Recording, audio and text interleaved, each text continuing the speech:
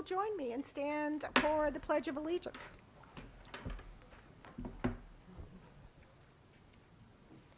I pledge allegiance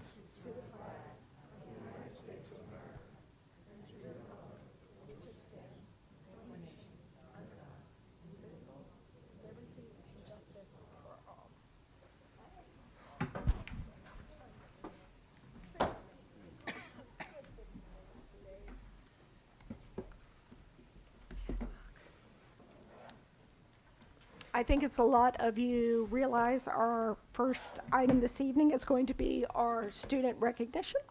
If you'll give us a minute, we will get that together.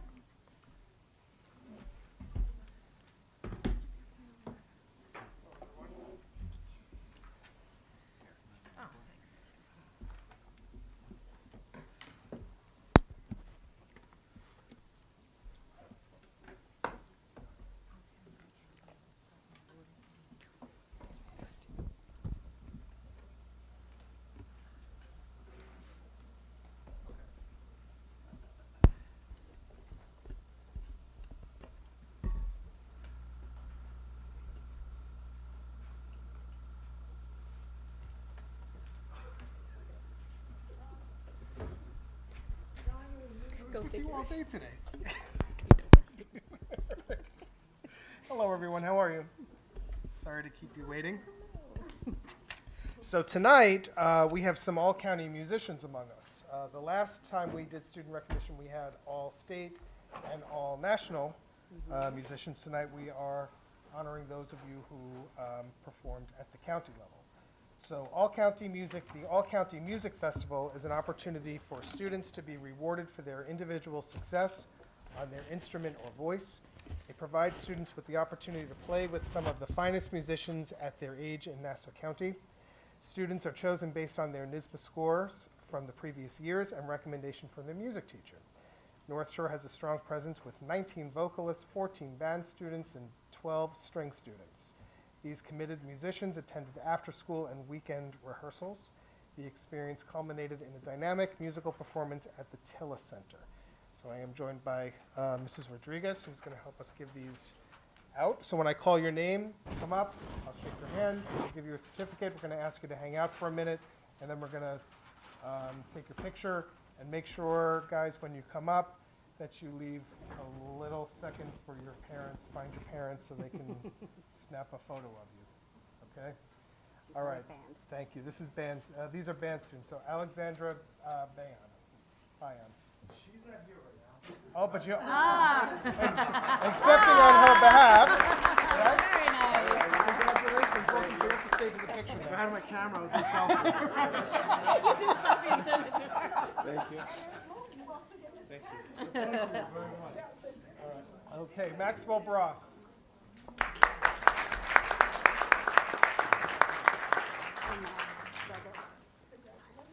No problem. Dylan Nehru.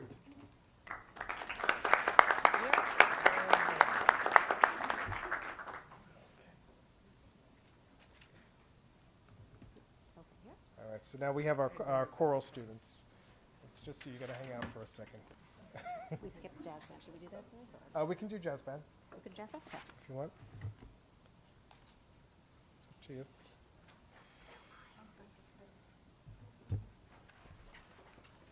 Okay. Griffin Olitsky. Yeah.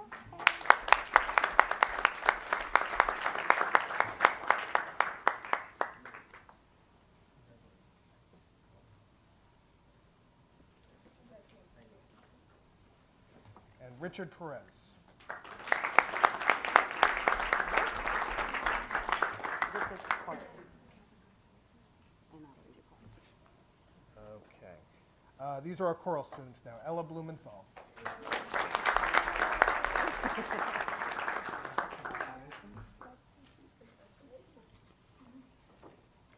Caden Bobley.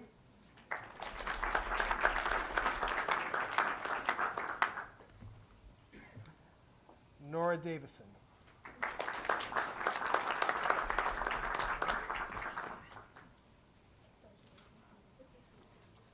Natalie Gaida.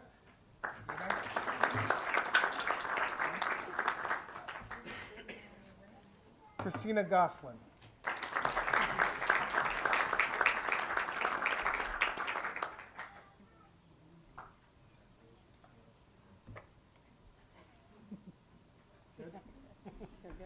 Thank you. Michael Heffernan.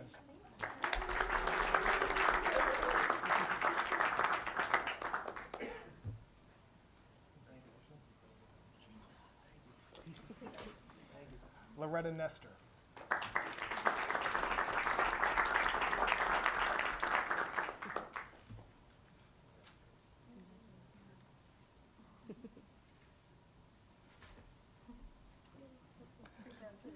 Madeline Santani.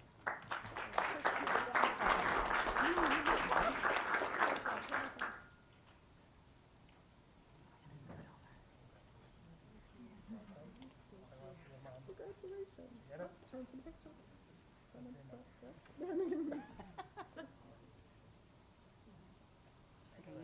Sure. Oh, yeah, it's fine. Zachary Sullivan.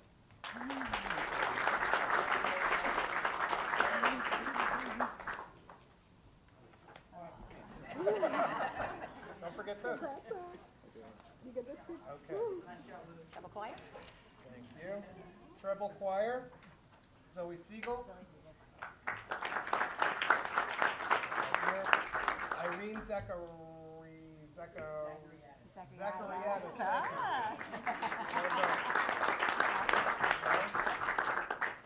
Thank you. And orchestra.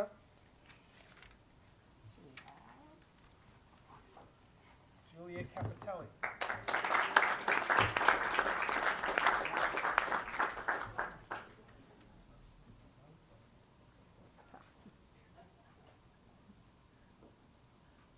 Good. Thank you. Zoe Goodstone. Yeah. Christopher Goslin.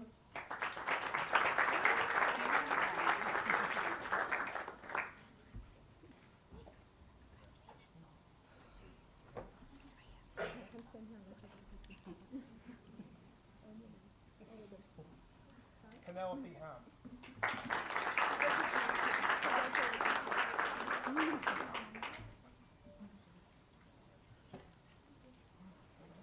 Noah Lee.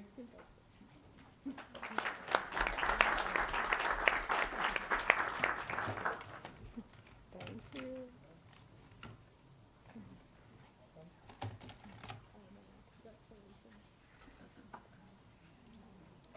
Michael McMahon.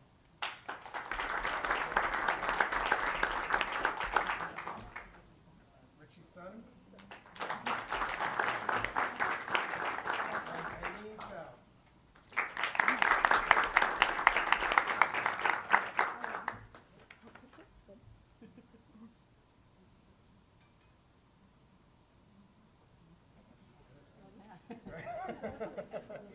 Thank you.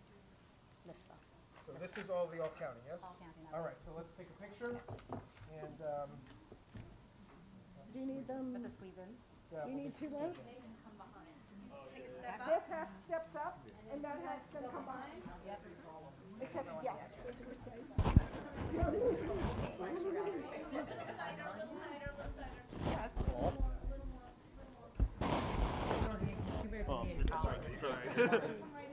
Oh, yeah, that probably shouldn't be there.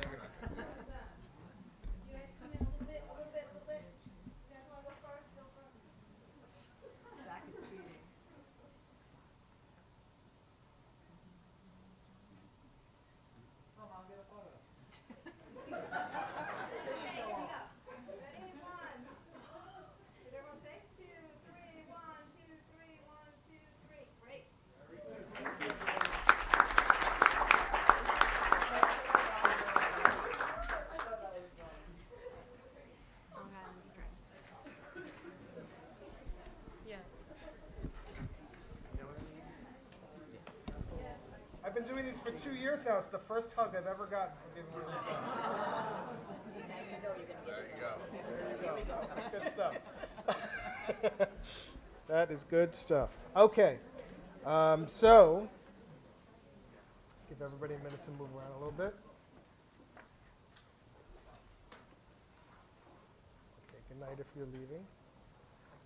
Okay, so now we will honor our Long Island Strings Festival Chamber Festival. So a total of 4 North Shore students shared their talents at the Long Island String Festival Association's Nassau Chamber Festival held on January 6th at Hofstra.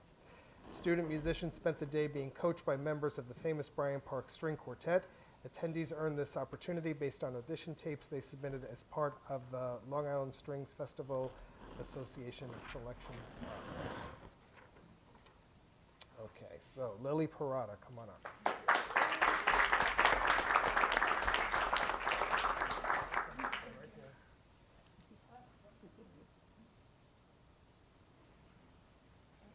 Abigail Schwab.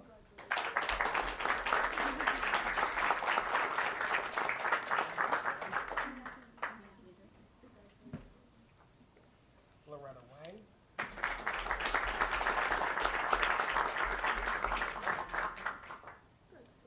And Eileen Chow.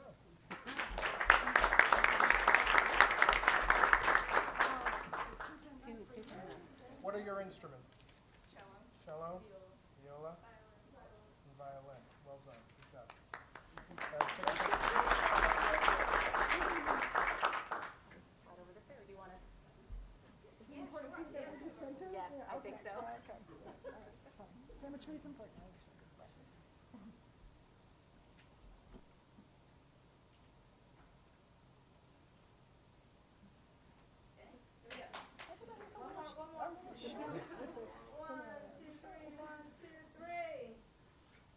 Great. Thank you. Go wait. Okay. Go what? Advanced placement. Okay. This is the advanced placement exhibit, AKA Go Ape. Okay. Seriously, Go Ape. All right. So these, the Art League of Long Island celebrates exceptional artwork as selected by their teachers of advanced placement art students all throughout Long Island. Each high school can only select 4 AP art students to participate in this exhibition, which showcases the best of the best. And if you've seen some of the artwork at North Shore High School, you can see that it is, all of it is pretty impressive. So this is even more so. Giant Hawkins? Yeah?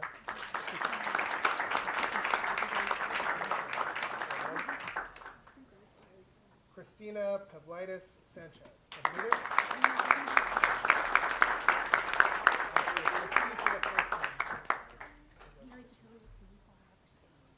Oh, and Carrie, come on up. Take a picture. Come take a picture with us as our AP. Coordinator. All right, fabulous.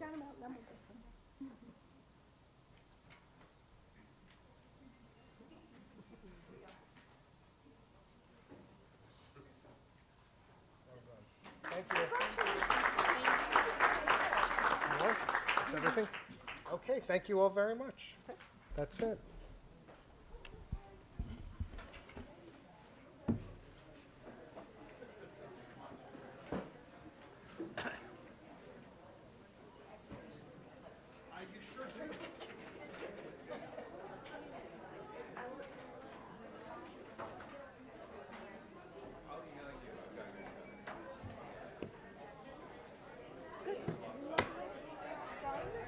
Well done, sir. Thank you.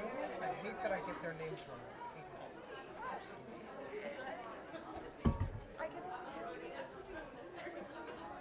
I hate that I get their names wrong. Right back. Okay.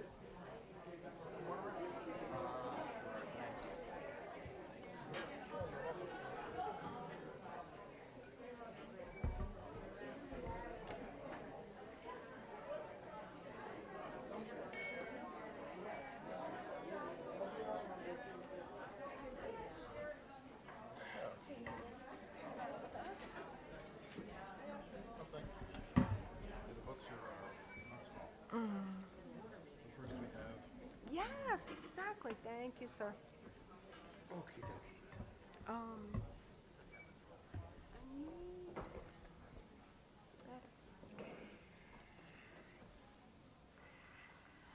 We will move on with the rest of the meeting. Thank you to those of you who've decided to join us for this portion.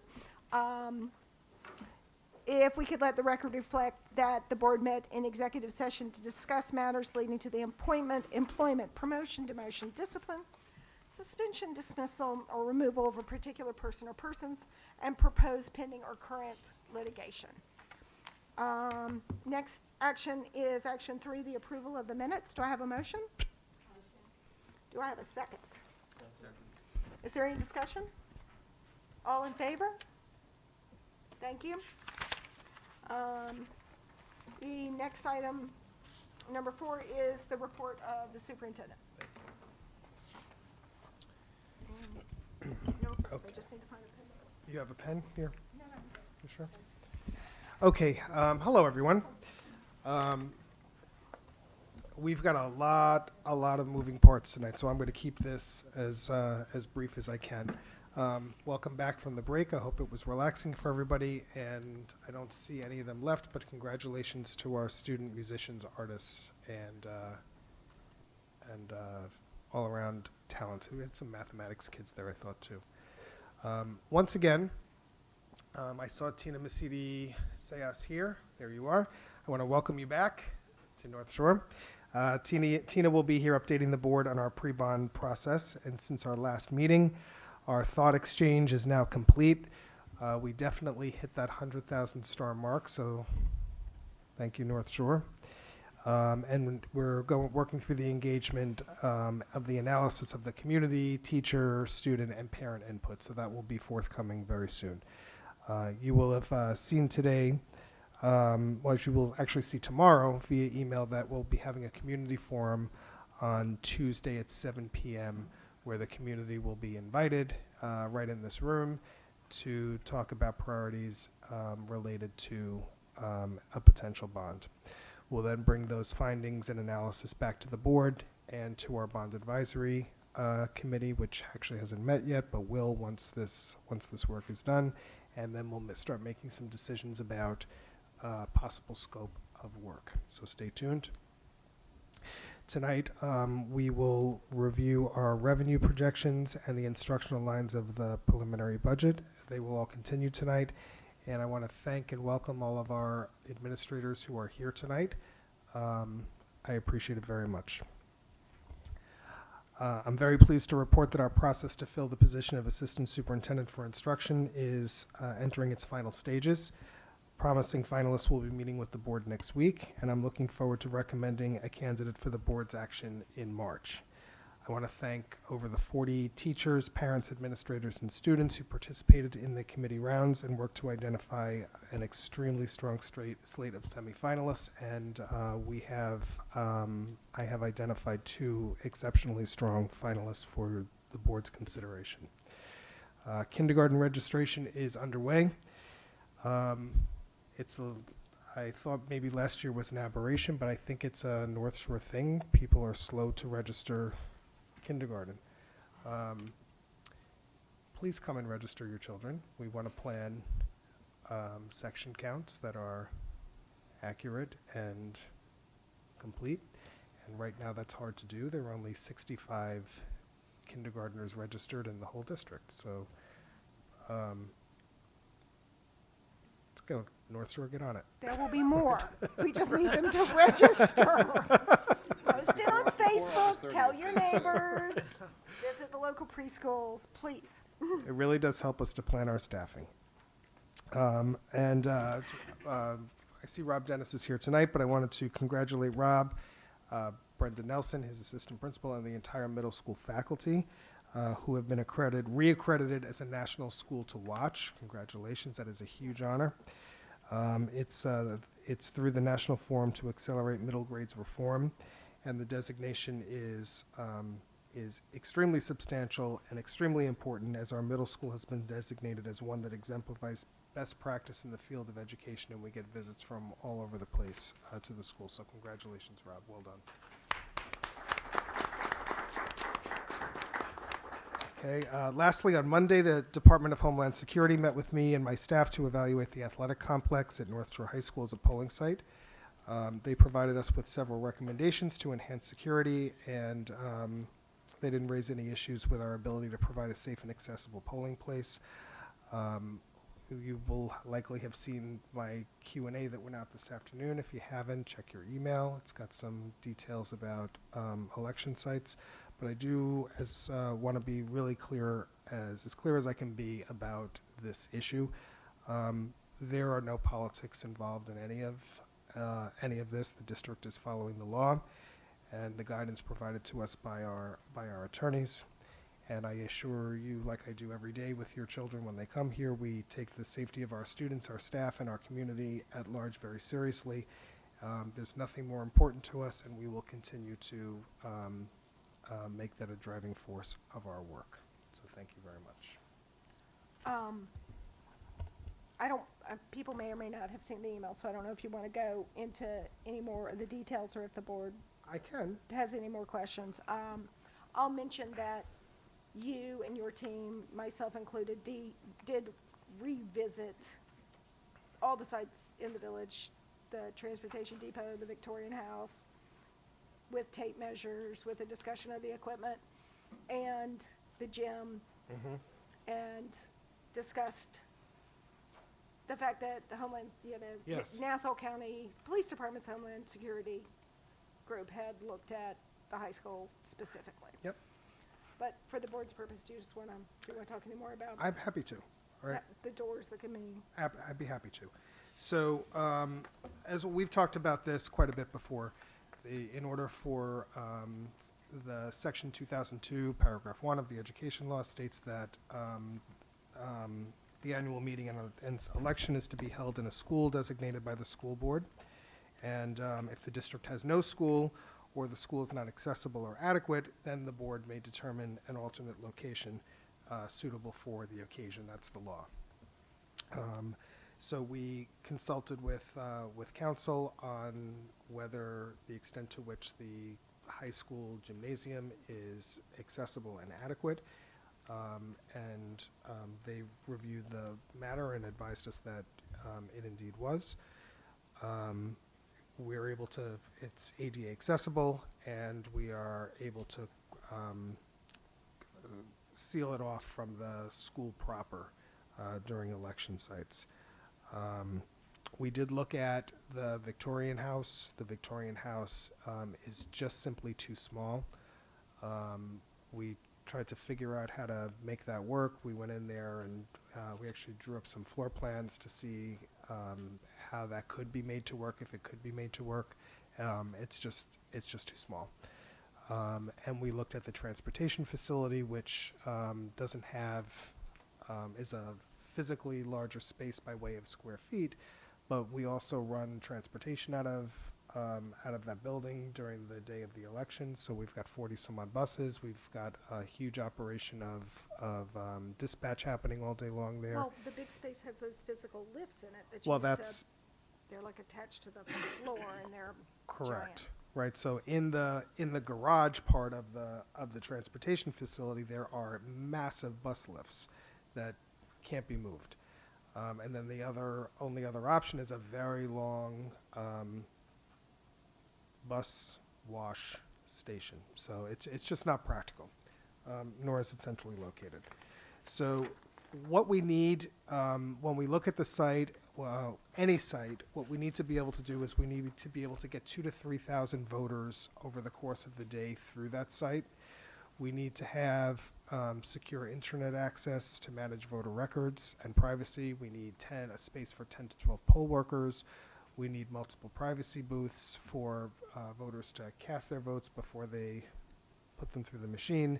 And then we actually have 4 ballot machines, including an AutoMark machine to accommodate disabled voters. So there's just a lot of stuff that's got to, and a help desk and telephones and all that. So there's just a lot of stuff that's got to get in there.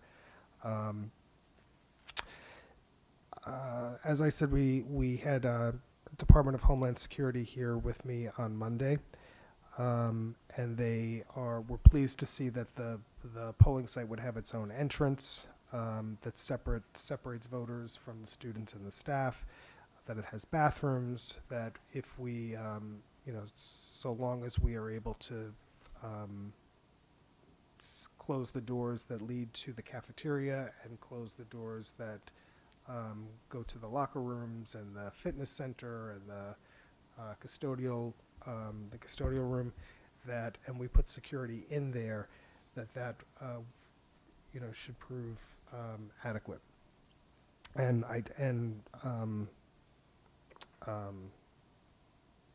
appropriate. Additionally, the space it's ADA compliant. It is, in the gym, it has sufficient space. What we'll do for this year, which we did not do last year, is we'll make sure that parking circle is cleared for short-term parking. So that should be very helpful. We've got all adequate electrical circuitry there, and we've got the district secure network in order to manage everything. So that's where we are with the voting issue and the site.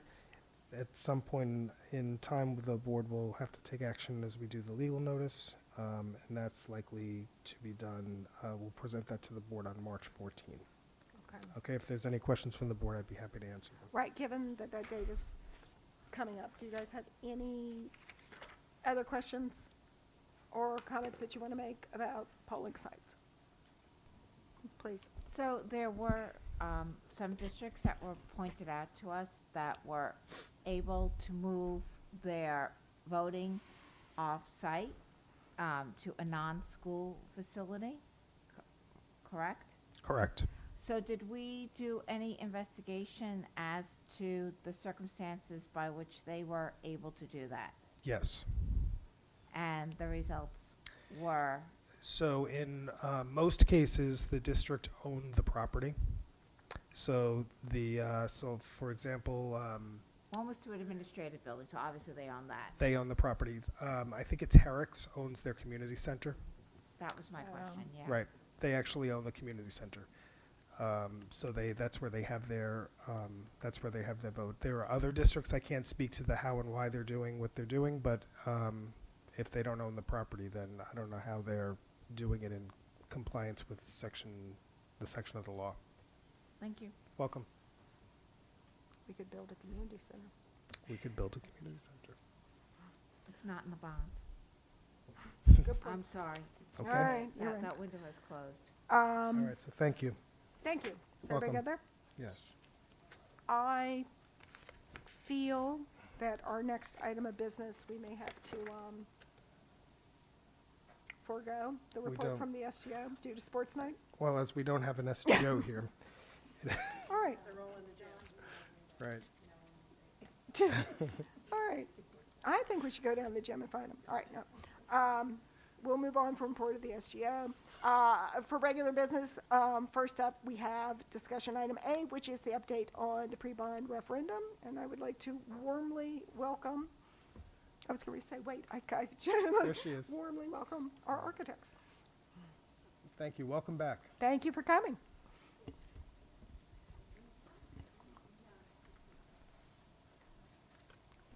Okay, you let me know if you can hear me okay, or if I'm too loud or not. So we are happy to be back, or I'm happy to be back to report the progress from the last, basically since September, October, when we started the project. Is there a... So tonight we're just going to review 5 basic items. We'll review the district vision and the goals briefly, and then really talk about progress to date. We'll give us an update on the scope of work that's related to the security, safety and security, the energy performance contract, and instructional space and infrastructure. We'll review the timeline to see where we are and where we need to be, and then we'll talk about next steps.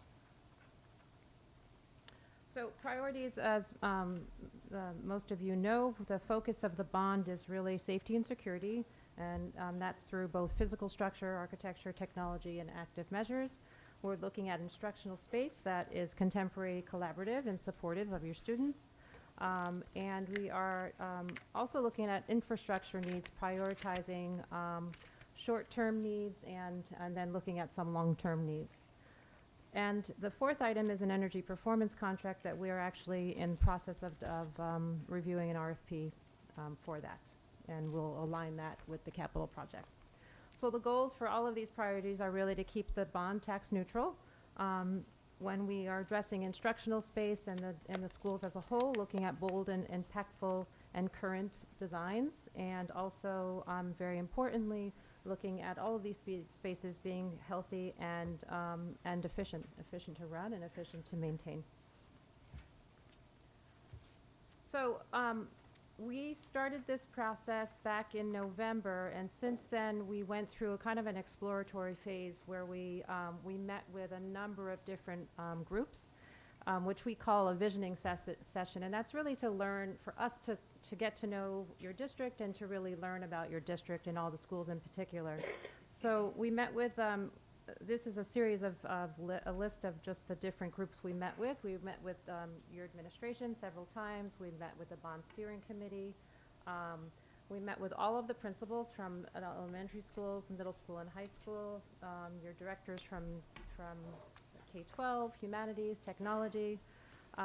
We also met with your representatives from the Fine and Performing Arts and World Languages, as well as your athletic director and the leads for guidance and counseling. And we'll talk about what the results of those meetings were further along.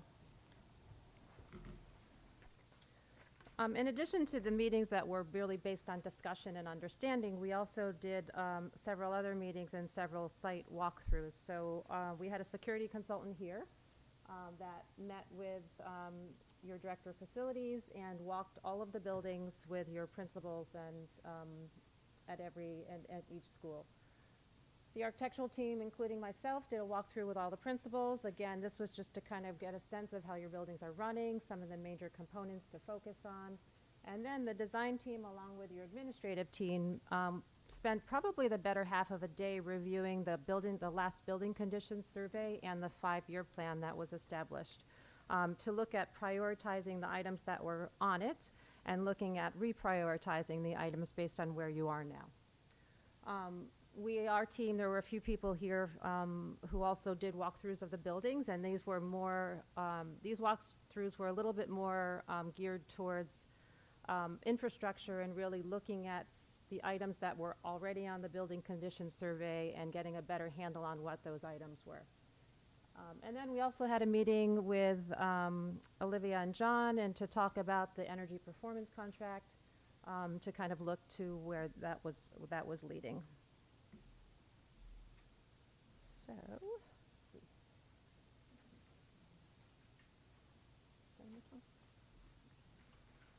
So, I don't know, the heading is missing on these, sorry. So this is an update on security.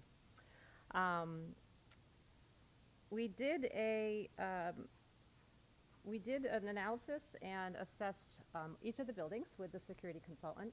And what they were looking at was card access, video surveillance, intrusion detecting, your paging systems, clock systems, how visitors come in and how you manage that, access control, so how people are getting in and out of exterior doors, and also looking at cameras, your existing cameras, the coverage, and all the associated software and wiring that goes along with that. A draft report was issued to the district back in December, and then the final report was actually just issued last week. And the district has that in their hands now to give to your construction managers for pricing. The recommendations from the report that will be costed right now include upgrading card access systems at all the buildings, expanding and improving your camera coverage district-wide, so again, all the buildings, upgrading components to your paging system to a system that's a hybrid system that allows 911 to be called from any space, upgrading your video surveillance to a full IP system, so an internet-based system, and providing new wiring to existing devices for intrusion detection systems. So these are kind of all very detailed, but this is the type of work that goes into really a comprehensive security assessment.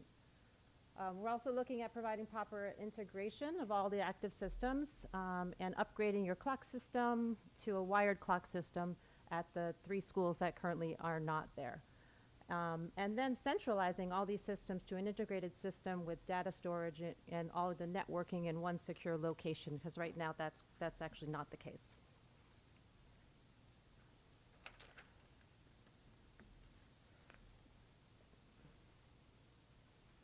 So the EPC update, so this is an energy performance contract that we are pursuing kind of in line with the capital project, so that we are not doing things twice and, you know, being efficient about how we're going about scoping your items and pursuing them. So back again early in the fall, the utility bills were all input and analyzed, and there was a baseline energy usage that was calculated for all the buildings. Then the buildings were surveyed and assessed by both our team and Ecosystem back in November, and they were looking at things like your HVAC systems, the controls, your lighting, and renewable energy potentials. The report of the findings was assessed, and we looked at that, and then we met with the district to discuss priorities and to really develop the scope of the EPC. A draft was issued to the district back in late January, and then a final RFP was issued again about a week or so ago, and that is actually out for advertisement. So the timeline is such that the walkthrough is scheduled for proposers in March. They're due back in April, and then potential interviews with selected proposals will be in late April. And then we hope to recommend and provide a contract for the energy audit in May of 2019, which aligns really well with the capital project moving forward. So now we want to just get into some of the scope analysis for all of this, for the schools. And this is really a high-level review of what we learned when we met with your principals and we walked the buildings, and some of the reoccurring themes that we will be working into the design of the buildings. At all the elementary schools, some of the reoccurring themes were spaces that were collaborative and flexible, that provided the opportunity for small groups to learn and to meet, and also for both for students and teachers. All of the elementary schools really are looking for more open space and space for kids for both for indoor play. And there's a big focus on the STEAM labs and maker spaces at all the schools. Again, at all the elementary schools, we're looking at transforming the libraries into media centers. So this is places where there potentially may be less books, more open space, flexible space to support multiple use, which also includes quiet reading, collaboration, and space for private conversations, and also a computer room integrated into those spaces. And in some cases, the STEAM lab or maker space may be in the media center. We're looking at secure vestibules and improved access to the main office for all the schools, and upgrading the nurses' suites and bathrooms at many of the schools. At the middle school and high school have very similar themes in terms of instructional space. So looking at, again, project-based learning, an environment that really supports project-based learning so that students can work independently, but that then come together as groups and learn to solve problems and to develop themes. Again, collaborative, flexible space. There is a need for a lot of small group learning spaces at both the high school and the middle school. And again, some space that allows students to meet with teachers privately, but still a visual connection out to corridors. Classrooms that we are looking at should be more collaborative in nature and allow for quick change of furniture so that it can support different means of working. And again, at the middle school, we're looking at trying to create a hub that's more STEM focused, that would include a maker space, a coding lab, and a technology lab all together in one location. Again, looking at a library, the library to centralize it and to transform it into a media space center, and to include all these flexible spaces that support quiet space, casual collaborative space, lounges, breakout areas, and conference room, which is really how students, are tending to focus at the media center right now. We are looking at the cafeteria or the cafetorium and trying to basically reorganize it and mostly with furniture to see how to better utilize it. And some of the other important things on this are student support space. So one thing that we've learned is that at the middle school level, there's a real need for space to support group counseling. And then again, looking at the student visitor entrance at the main office and the general circulation between floors. So one thing we found at the middle school, we learned that students come in from the lower level, but visitors come in from the upper level. So we're trying to potentially reorganize that so all visitors are coming in one location, which would be adjacent to the main office, which is really the most appropriate way to come into a school so that your main office is right there front and center. So when a visitor is coming in, they're not walking through your building to get to the main office.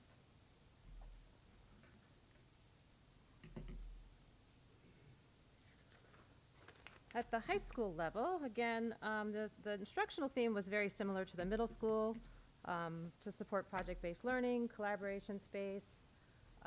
But the biggest thing I think at the high school is looking at reorganizing it to support departmental organization. So creating a STEM area, a humanities area, and an arts, performing and fine arts area. And then looking at the opportunities where those areas can all come together for an interdisciplinary instruction. We are looking at the cafeteria and dining area, Learning Commons too. There is some work going on there, or there will be, but we are going to look to try and improve that so that we keep students on campus. And also looking at modernizing this library. This is a fairly traditional library in many ways. And then in this particular case at the high school, we are looking to support faculty and space and more instructional staff. So creating smaller areas for faculty to meet, to collaborate, conference rooms and areas like that. And student support space, so that the student support or guidance center right now is fairly outdated. So we were looking to modernize that space and really to provide more privacy, particularly when you enter into the space, and also privacy in conferencing areas. In the arts, there's a real need for an orchestra space. The space that's there is actually appropriate in size. It's just that the proportions don't really work very well for an orchestra room. So we are looking at reorganization to improve the proportions of that space. And then again, looking at the entrance and the main office in general.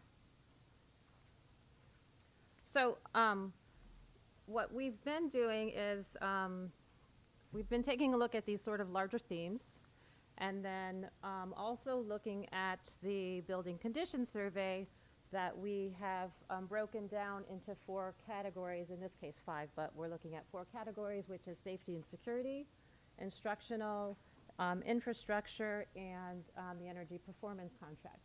So this is just kind of a blow up of what that looks like, and all the items that we're looking at as the part of the scope of work are actually on these documents, and they're prioritized. Each school is prioritized into 4 categories. So we have priority 1 items, priority 2, and then 3 and 4, and all listed in which fall into the priorities for the safety and security, instructional, and so on. But what you can see is that we're starting to meld the instructional piece with now the infrastructure to see where we can gain efficiencies, and also to make sure we're addressing all the items on the list. So this list goes from some very broad ideas like transforming your library to door stop and closer replacements on every door in the school. So it's a very comprehensive list that we'll be working with to help the construction manager provide a cost estimate for the project. And then the timeline. So we are currently on track. We have a community meeting coming up next week that will be sort of unveiling the broad ideas and talking with the community about what their needs are and melding that with the exchange that your superintendent mentioned earlier. And then looking at concept design really now. So we're starting that. We're starting to look at the ideas that I just discussed with you and translate that into design solutions now, with the goal of a public referendum in the fall. So next steps, we continue to finalize the scope of work and continue to prioritize. Again, the community meeting that's coming up, the first of 2 next week. We've talked about issuing a questionnaire that may or may not happen based on the exchange and the information we gathered. Again, working through concept design and then ultimately cost estimating from those designs. And we have been, we'll be scheduling follow-up meetings with all the principals to look at how the design is shaping up so that everybody's on board and we're moving in one direction.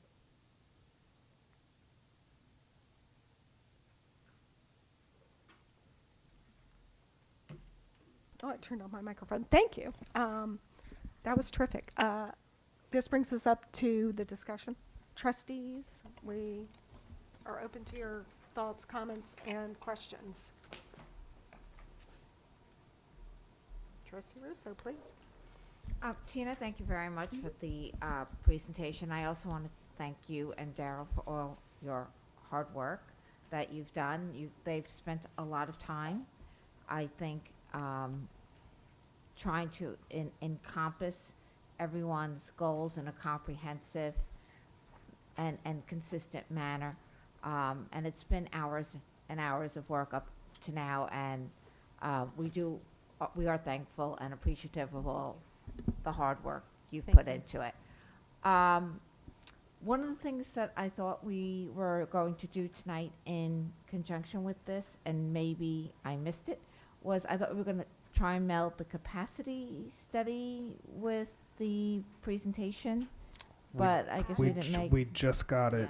Literally. Oh, we just This got it. afternoon. Okay, just got it this this- afternoon. yeah, we Well, just got it. that would make it difficult to have it for tonight. Yeah, sorry about that. Okay, Yeah, so we'll be taking a look at that in correlation to, some of the design issues that we're looking at as well. and will that be integrated into the March 5th meeting? Some of our findings on the capacity study and how that works into the design plan? I think so. I think Absolutely. that what we can do is get a general sense of classroom needs as to whether we feel like a school may need additional classrooms or not. All right, and are we also looking at it in terms of that as to how the schools are configured? For instance, when I first moved into the district and my kids first started, elementary school went K through 6. And then with the changing population, 6th grade moved over to the middle school. They expanded the elementary schools and then they expanded the middle school. So have we looked at things of that nature? That's just one example, looking at it, maybe with the small enrollment at the elementary school going K through 6, or reorganizing the elementary schools or the middle school, high school continuum. I mean, just questions that have arisen in the community. And we do have a community forum, and I want to anticipate what people are thinking. The demographic study that we commissioned and got back shows that the enrollment is reasonably stable over the next 5 to 10 years. So so when we look at that and we explore, are the way our schools configured the right ways to have them configured, the answer is probably yes. How we're using space based on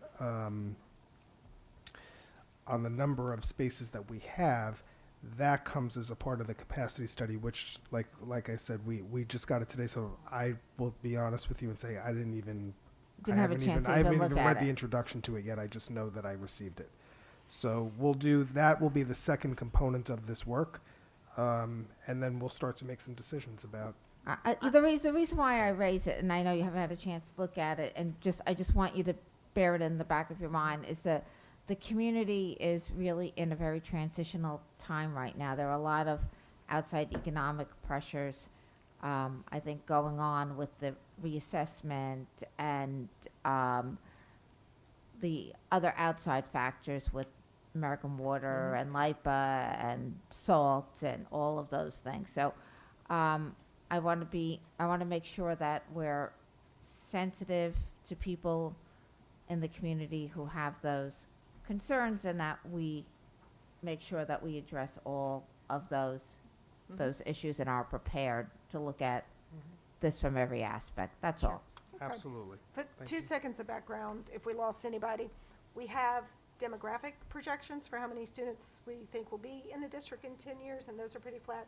But what we need to add to that to be able to look at the bond work is a capacity study, which we have not done before, which looks more precisely at how learning spaces are used now to support the educational program that we're trying to achieve. And that's something that even if you have the same number of students, could have shifted dramatically, certainly since the buildings were built, and even more recently.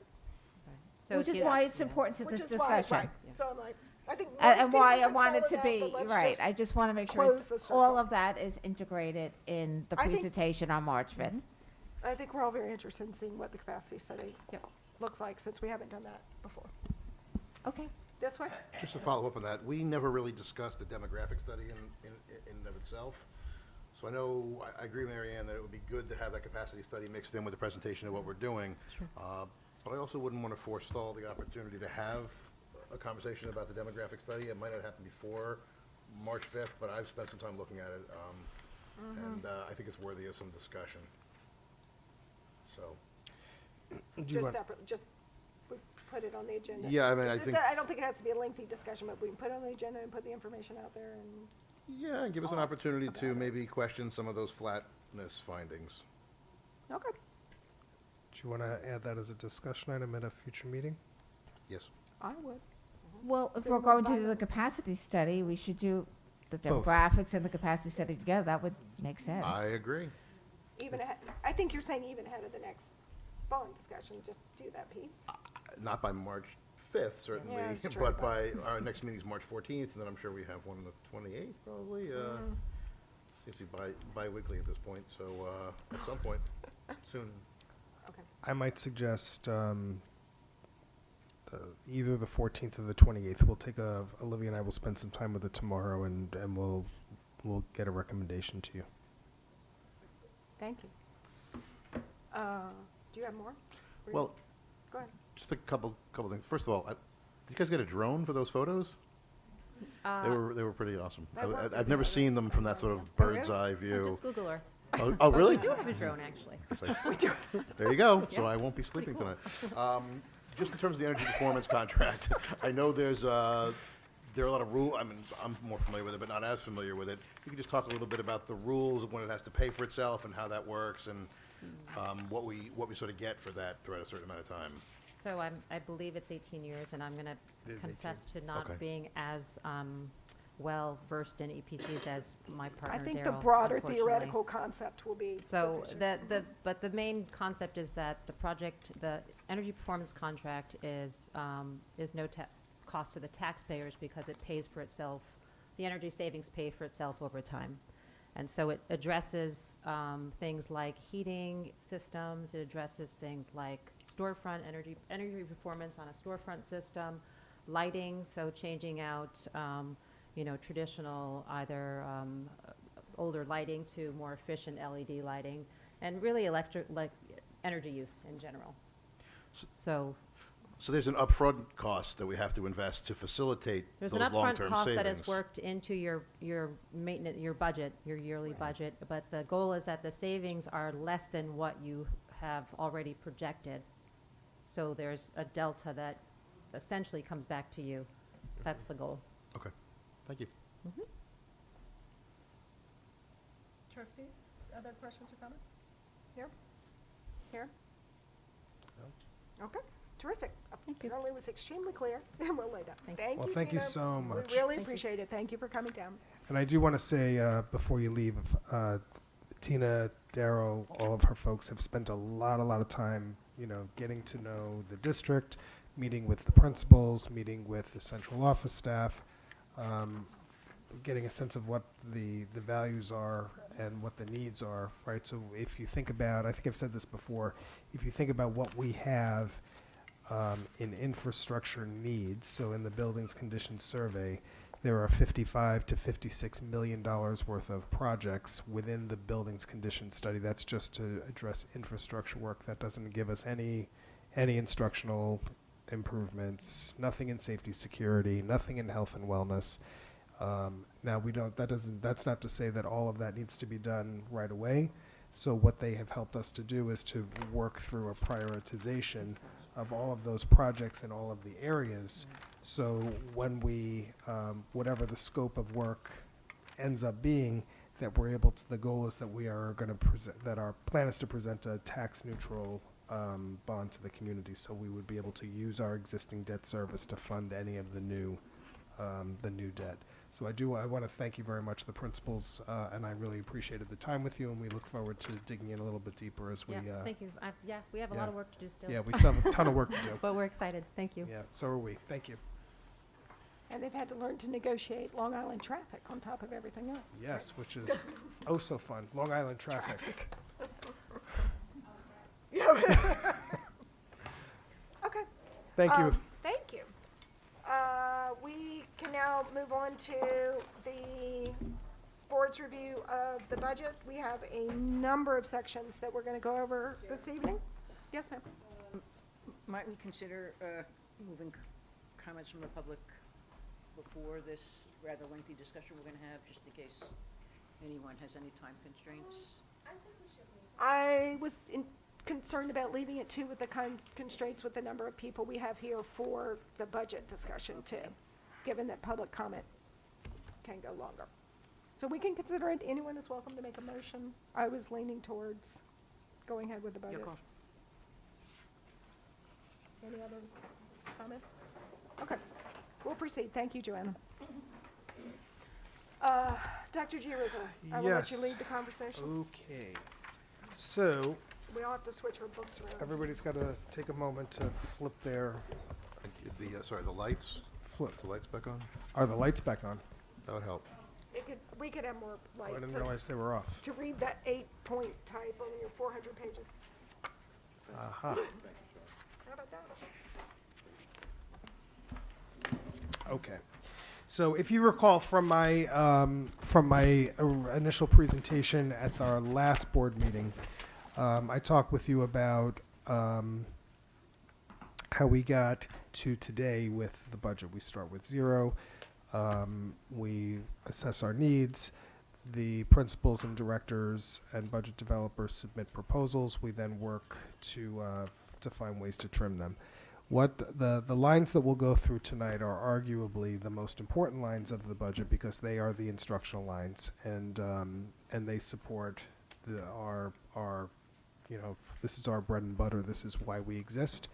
And so what we will do through our discussion tonight is look at the things that the budget items that we are requesting, how they support the instructional program, how they support keeping the initiatives that we've put into place to continue some of those, what we are doing to shape the instructional program at the various levels moving forward, and to take the board's questions to help us get to a place where you can be comfortable with these lines. So if you look at your budget calendar, which is right behind the first pages of your budget book, we are going to be looking at the 2010 lines as a start, which we're still, just so the board knows, we are still working through staffing. We are still working through enrollment. So those items will come at a later time. And then we'll also, at the end of the evening, we'll talk through revenue projections. So we're looking at the 2010 lines. They are, excuse me, Supervision instruction, supervision and instruction, page 15. Thank you, Sarah. anytime.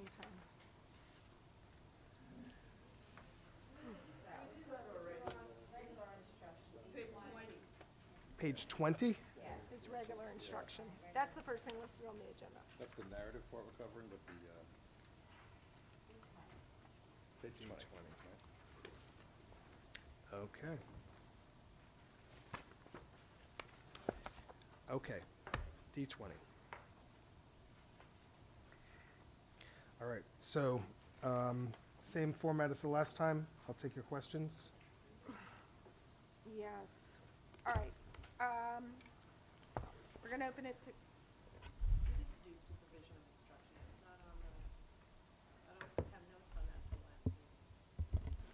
I think it is both possible. We did not cover it at the last meeting, and it is not on this agenda, but we can put it on the, which means I think we should probably put it on the next one. Hold on.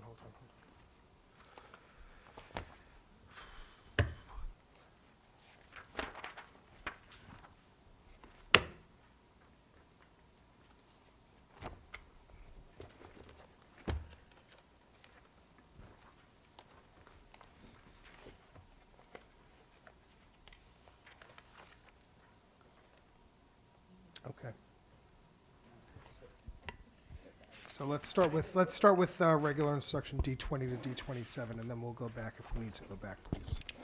Right, Okay. so the 2010s are on the calendar at the front of the budget book, but they're not specifically listed as supervision instruction on the agenda. Because we have them on March 14. I apologize. They're, Oh. if you turn the Okay. the calendar, we're not ready to do staffing tonight. Staffing is forthcoming. That was my error for bringing you there. So, page 20, please. Regular instruction. So we're going to open it to questions. So we're in the 2100s, Page 20. page 20, regular instruction. And we're opening it to any questions from this section. Right. So set the salaries aside up at the top. That you have home teaching, staff development here, substitute teachers, textbooks, conferences. Is that for all textbooks, both in the district and what we provide to private and parochial students?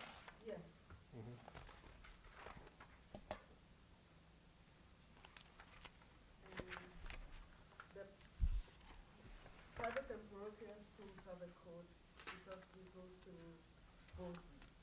That is on page.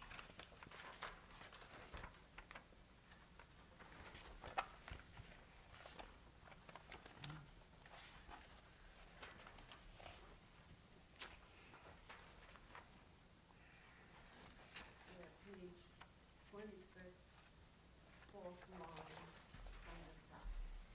28,500. Right, that's the textbooks. I'm asking about the clerk in particular.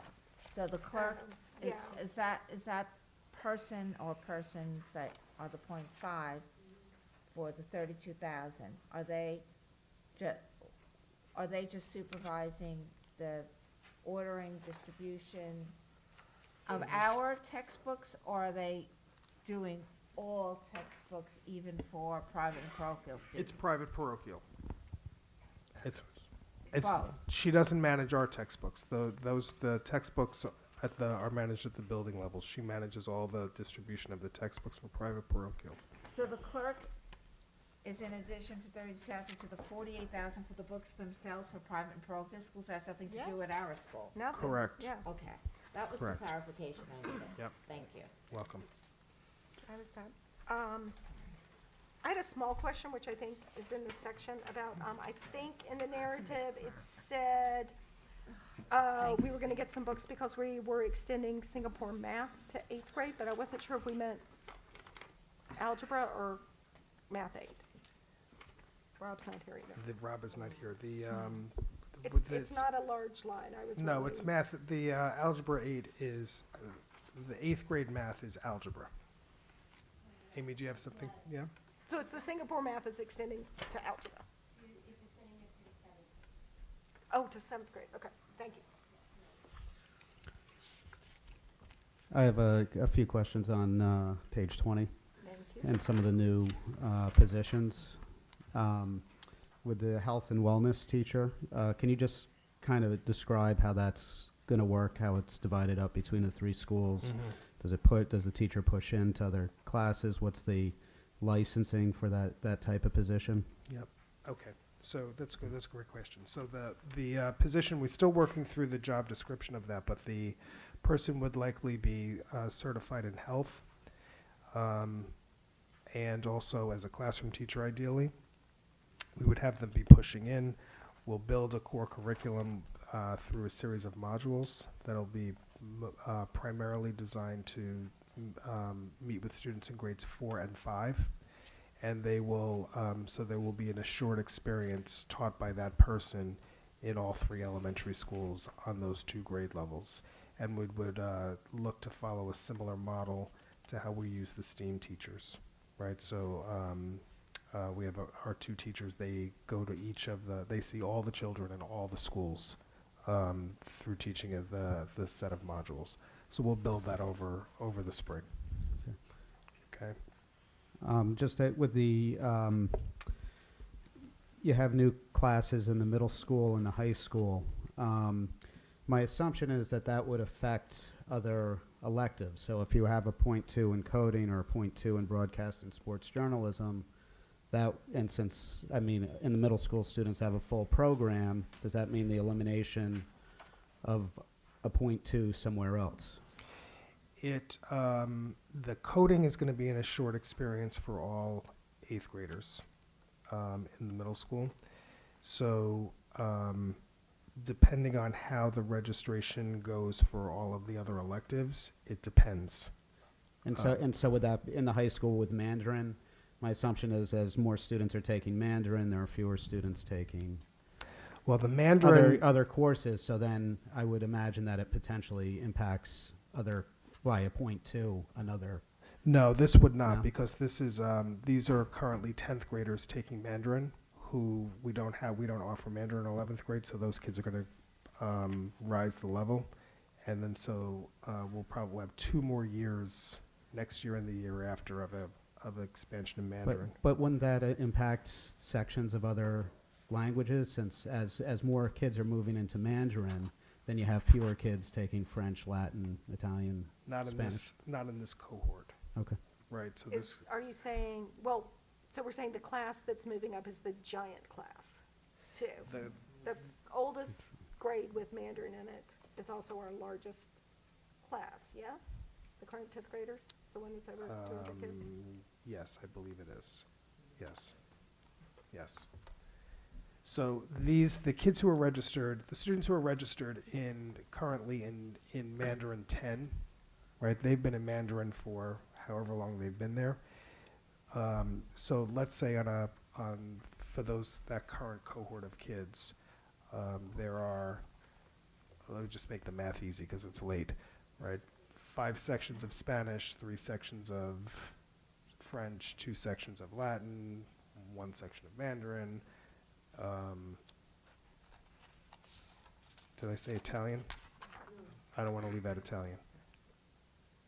4 sections of Italian, right? So you've got the sum total of those sections in grade 10.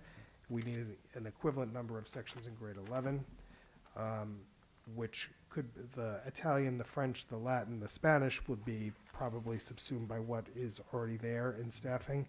The Mandarin doesn't exist. Right. So it's just we need another part-time teacher to do that. So you'll see that in 11th grade, and then 1 more year after that, you'll see the expansion for, assuming those kids stay as seniors, and then that should complete the expansion, unless more kids register, and then we need multiple sections. So, But to Tim's point, once Yes. you're not dealing with the giant grade, if you are in fact shifting kids out of other languages.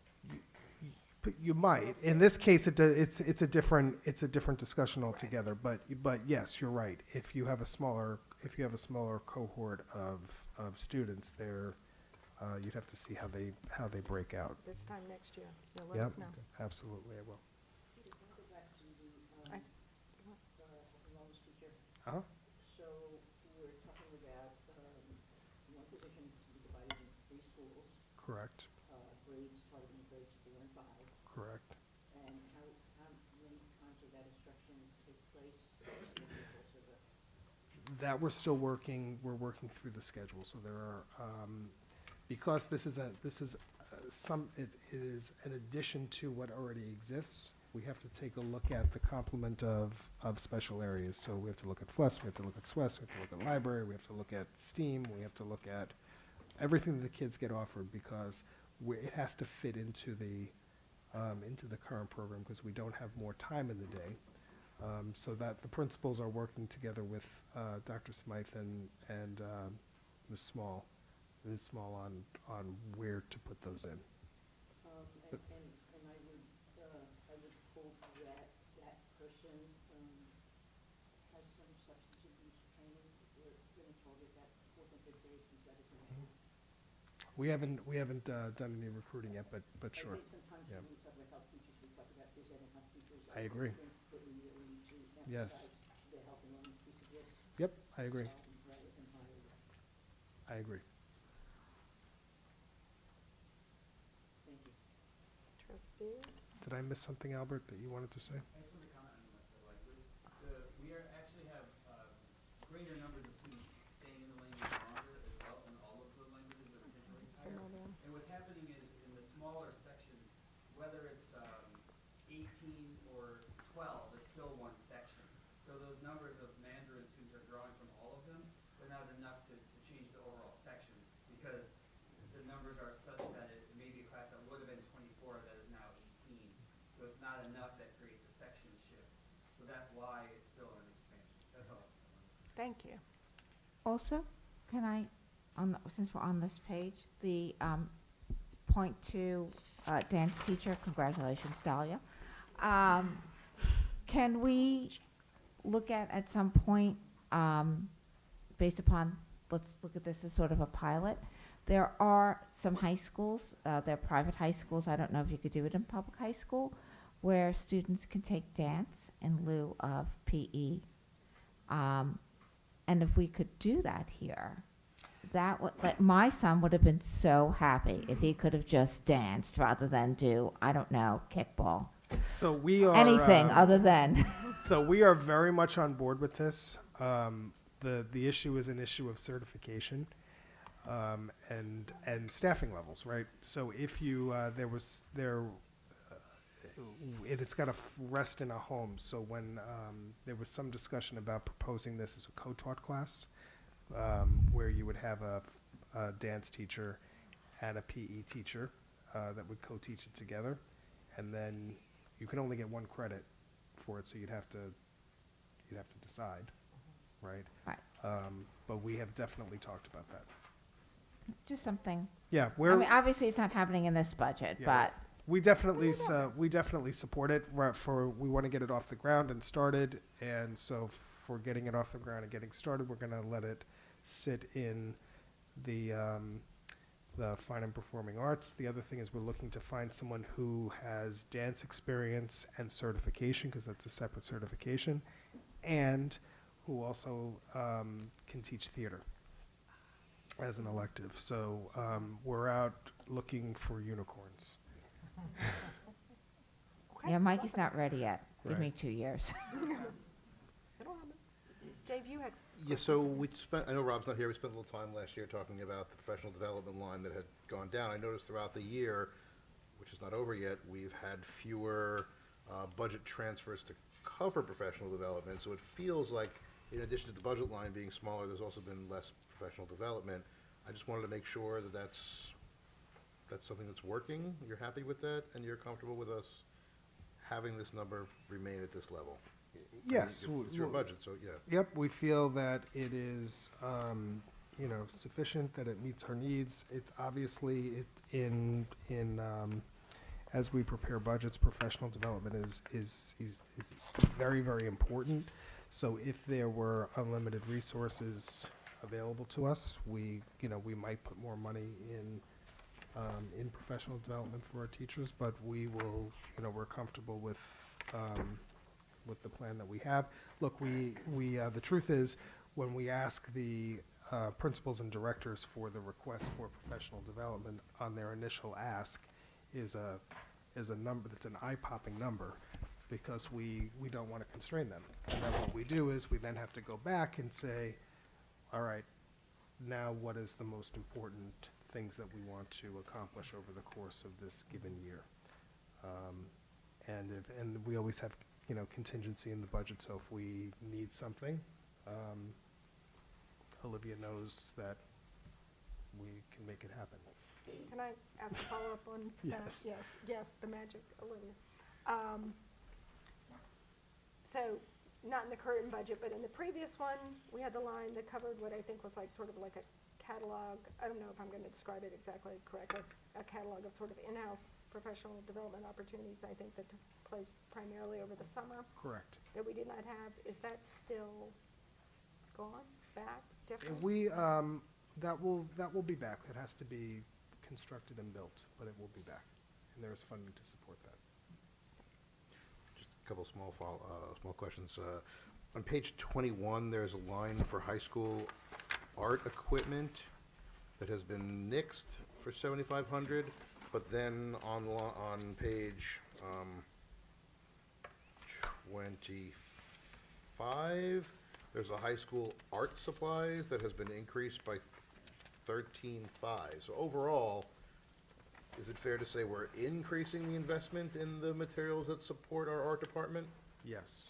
Okay, and the two lines is semantics, or? I'd have to go back and look at the detail on that, but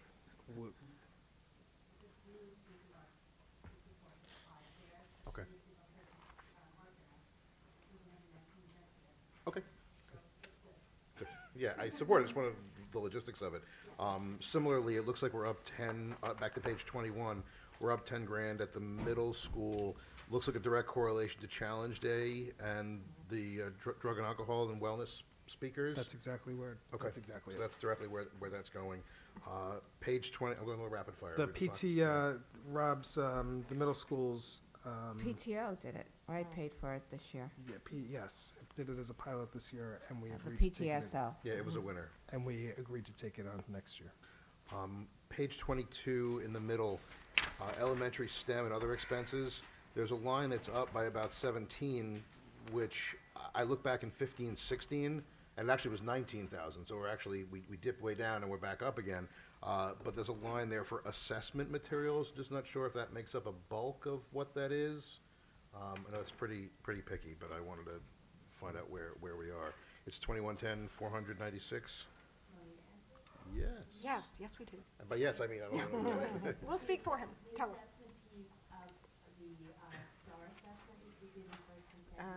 Okay.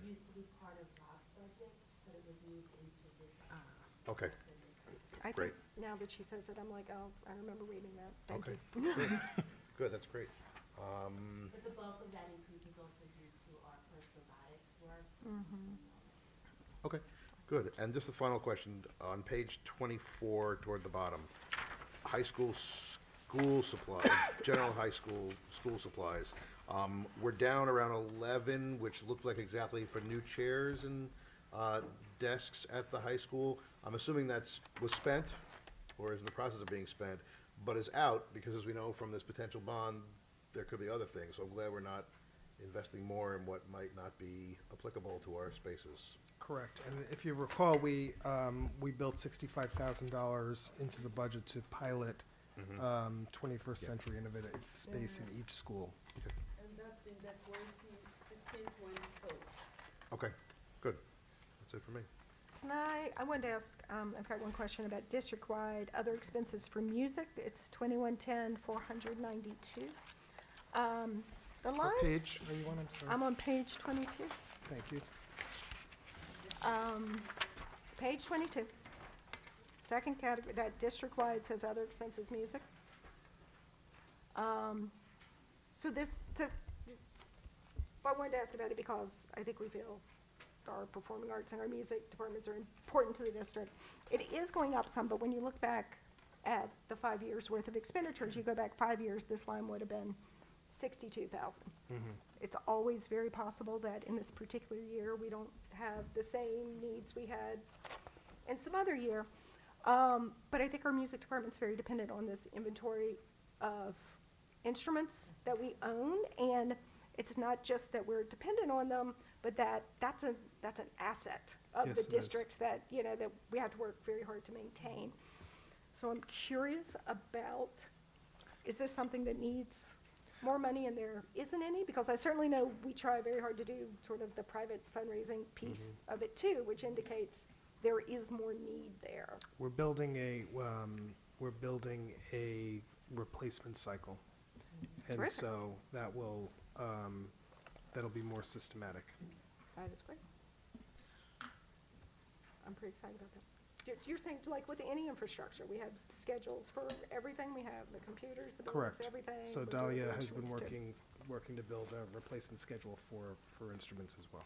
That's beautiful, thank you. We're also, part of what's happening here is a refurbishment of the piano in the high school auditorium. What do you mean, it looks great. I'm kidding. Doesn't look great. It's, Yeah. sometimes old is old. What? No, that is terrific, that is really exciting that we're gonna be able to do that. I need another trustee. I just have a couple of real quickies. I noticed that we have budgeted amounts for substitutes for mandated exam testing, and I'm thinking back, these numbers probably correlate to what Rob put together for us, an analysis, so we didn't have classroom teachers taking out of valuable instructional time, so. Correct. High school other expenses, regular school, that's just one straight line for 66,000. The other schools have it broken out. What page are you looking at? 21.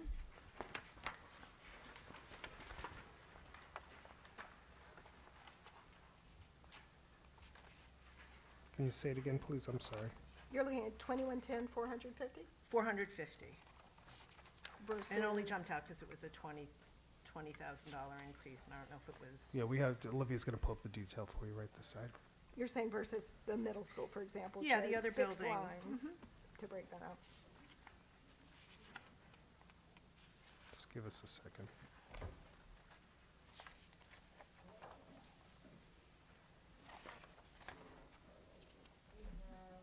Assessment and analysis, we have panel, coin walks, we have all kinds of things here, teacher conferences, community speakers, rental of space for the, IB and AP test. Assessments, right? Yes. Okay.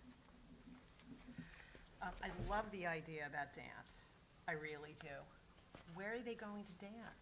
The auxiliary gym. Auxiliary gym. Auxiliary gym. And we have And- some, and we have monies built into the budget to do the capital Morley work. floor. Right, Yeah. proper flooring and, Yep. And you can Mirrors and get the floor that comes up and down, so you could still, the Morley floor you can move. It's not a simple project, but Right. you can take it out or cover it for, if you need the auxiliary helmet for, testing. Yeah, now we just need students to register for it and it will run.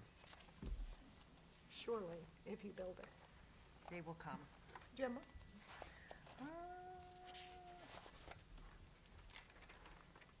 No, Tim covered two of my questions. Oh, Or like one and a half. Okay. Trustees? Anyone else? Question or comment on regular instruction? I can believe we can move on to Special special education. education. Great. Okay, so So we're special moving on to page education. 28. D28.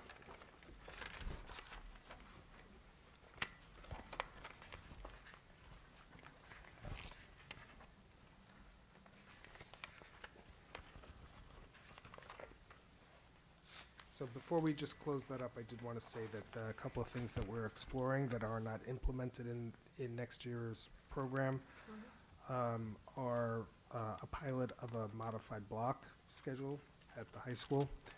That'll be happening within the next few weeks, so we'll keep you posted on that. The other thing that we are exploring is freeing up student schedules in 10th grade by not requiring the global history lab. So that will allow students to have access to electives much sooner than they have in the past, Or even lunch. or even lunch. So Yes. when you take out the global history lab, are we also taking out the English lab? Because the idea behind the global history lab was to, and I think the English lab was really to increase the writing skills of the students, right? The research end, right? The Wasn't English, it more There was an focused English on the lab in research my- and writing? And because we were trying to bring the level up with the increased curriculum and No discussion about, there's been no discussion about the ninth grade, because there's really been, it's still a work in progress, 2 years down the road, but as an assured experience, we're able to do some really great things as part of the transition process to high school academic writing. So we really feel that that's well situated. You know, we've kind of had two machinations of it in terms of the scheduling, but there is a separate formal curriculum that goes through a tremendous review. And they're really doing some good things that are universally for all students that can help them in every course that they take. So there hasn't been any discussion about the English ones because we're seeing some good impact of having a common experience for all students as they enter high school to prepare for those academic writing demands that they're going to have. Right, that's my concern, is That's gonna stay. eliminating that lab, I don't want to eliminate the emphasis on research and writing that has come in, that came into the school. Yeah, so the thing that's great about the English one is being separate allows it to have its own form. So it's not just a longer class that spills over. It's got its own form, its own curriculum, and its own focus. And so that's been a much more powerful, impactful model for us. And it's just great. The timing of it's perfect, I think, for this. I agree. Okay. All right, And so we're also now able to, we'll be able to offer more rich social studies electives that kids could access throughout their high school career, so we can broaden the offerings by changing how we use time. We've Okay. already seen triple the number of students signing up for AP Psychology just because of that. That's great. No, I just want to make sure we're not losing the writing. Definitely Because not. we've worked so hard to get there, right? that's good to hear. I wasn't sure where you were going. No. I just, no, I just don't want to take another opportunity away from students to be trained in research and writing, because that was an area that you could graduate this high school at one point and not have ever written a research paper, which was shocking, Yep. right? I So, think those days are oh gone. yes, they are gone. And, I think there's something to be said, right, for moving it up to ninth and. Right, and then right, throughout the starting year, them, there are so more it's not electives. overwhelming. Everyone is excited about that. More choice for the kids is great. Yeah. Thank you. Special ed? I'm willing to go there. Okay. Okay. All right, trustees, page 28, special education, your questions and comments or concerns? So can I just give you some highlights on special ed before we get there? 100%. So special education is, I have a lot of paper here, trustees. You don't have it. So we are, so let me just go off memory here. Nope. What about this? That's not it either. All right, so part of what has been aspirational over the course of time in the North Shore schools has been to figure out a way to have a full day. Oh, thank you. I don't think it's in there either, but thank you. Will not let us help him already. I can see it in my mind's gonna eye. win just fine. I'm gonna do my best here, and Chris is gonna keep me honest. So we have been trying over the course of time to build a full-day ICT model. Last year, we planned to implement it in grade 1 in the district, and it's been very, very successful. We are looking to expand that model to grades kindergarten 1, 2, and 3 for next year. what that means is that, currently the way the program is staffed is, so in grades 3 and 4 are tied together. And so they have a full-time teacher and a full-time TA assigned to both of those grade levels. And so on one day they have a teacher, and on the next day they have the TA in grade 3, and in grade 4 they have the reverse of what is in grade 3. Does that make sense? Right, so it alternates back and forth. And so we, the research that we have on this, and just our own working knowledge of good instruction, supports a certified teacher and a certified special ed teacher, certified general ed teacher working side by side in tandem with each other every single day. So you don't have to have that flip of different personnel, and the continuity of instruction is stronger. We have been able to accomplish that K1, 2, 3 for next year. It will require the addition of a 1.0 special ed teacher to the program, but it will also there is a 5.0 reduction in teaching assistants across the program. So we're able to swap two TAs for one teacher. So it is budget neutral in its creation. And then the other thing that we are, and so that's all based on student needs. So if we have enough students in a particular school to run the program, we'll run the full day ICT in that school. And those decisions are made by the CSE. Okay. The other thing that's happening is, because of space constraints at Glenwood Landing, which are growing and growing and growing, we're starting to shift the ILC program, the self-contained program, from Glenwood Landing to the Seacliff School, and that will start with the K1 students next year.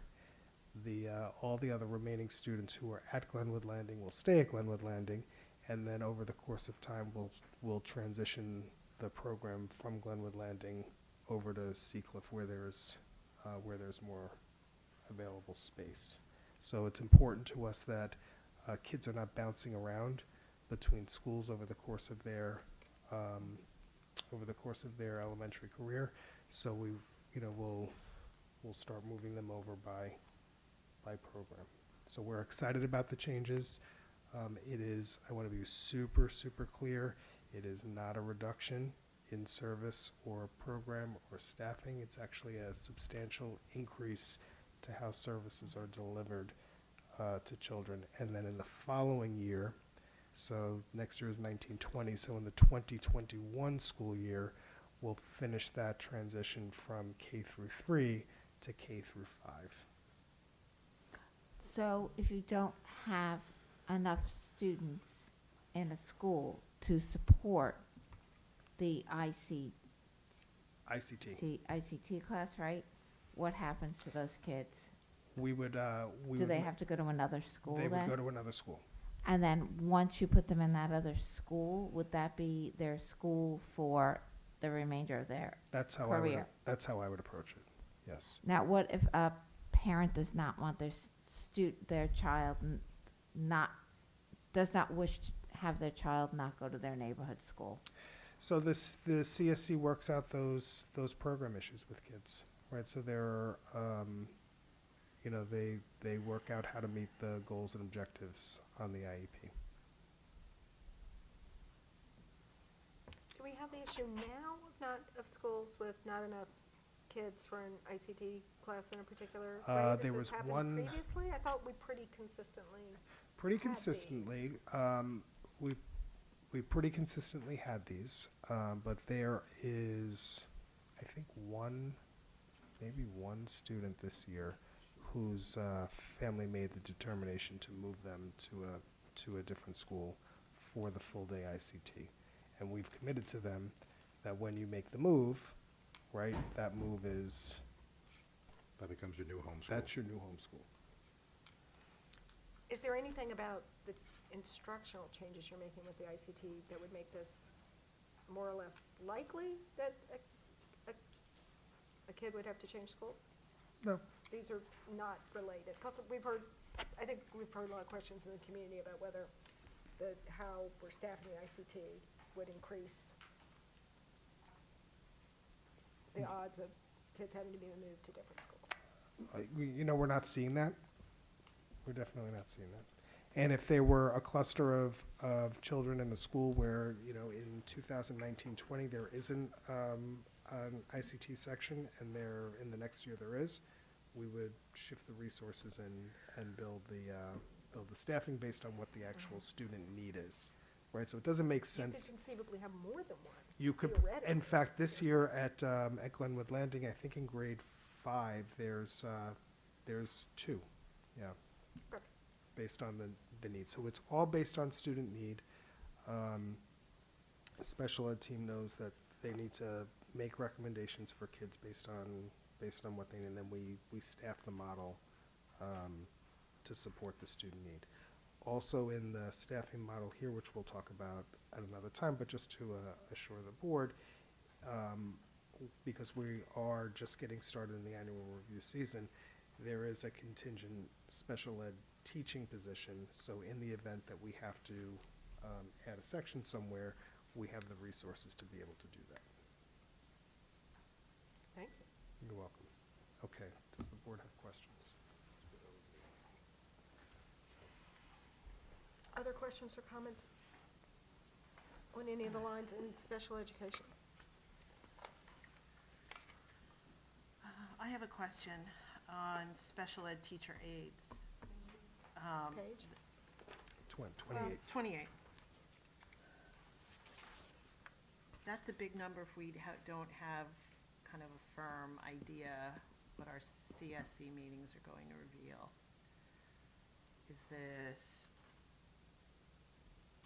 How is that number arrived at? We go individual, there's a list of employees, and I review it with the special education department. So we got approximately where they are on the salary scale, and I also look at how much they made the prior year, and there's some consistency over there, so every individual is accounted for. And that includes a contractual increase for this coming year, so that's what part of those dollars represented. But what it doesn't include is any changes that will occur the following year that we are not aware of during the process.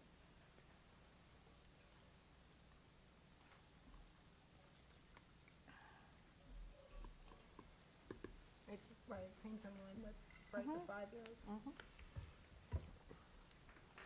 Other questions? Does anyone need more time on this section? No. Great. Next section. Okay. So the next section is the 2610 section. That's library and audiovisual.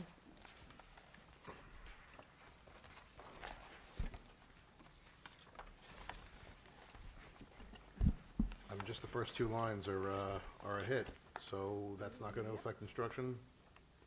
No. So the, These are clerical positions. yeah.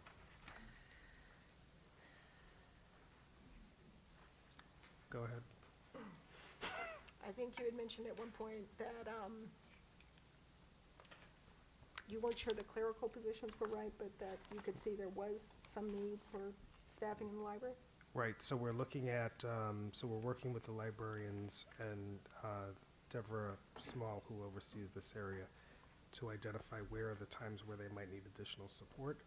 We want to work through some of the scheduling issues related to the introduction of the health and wellness teacher to see where that lands us.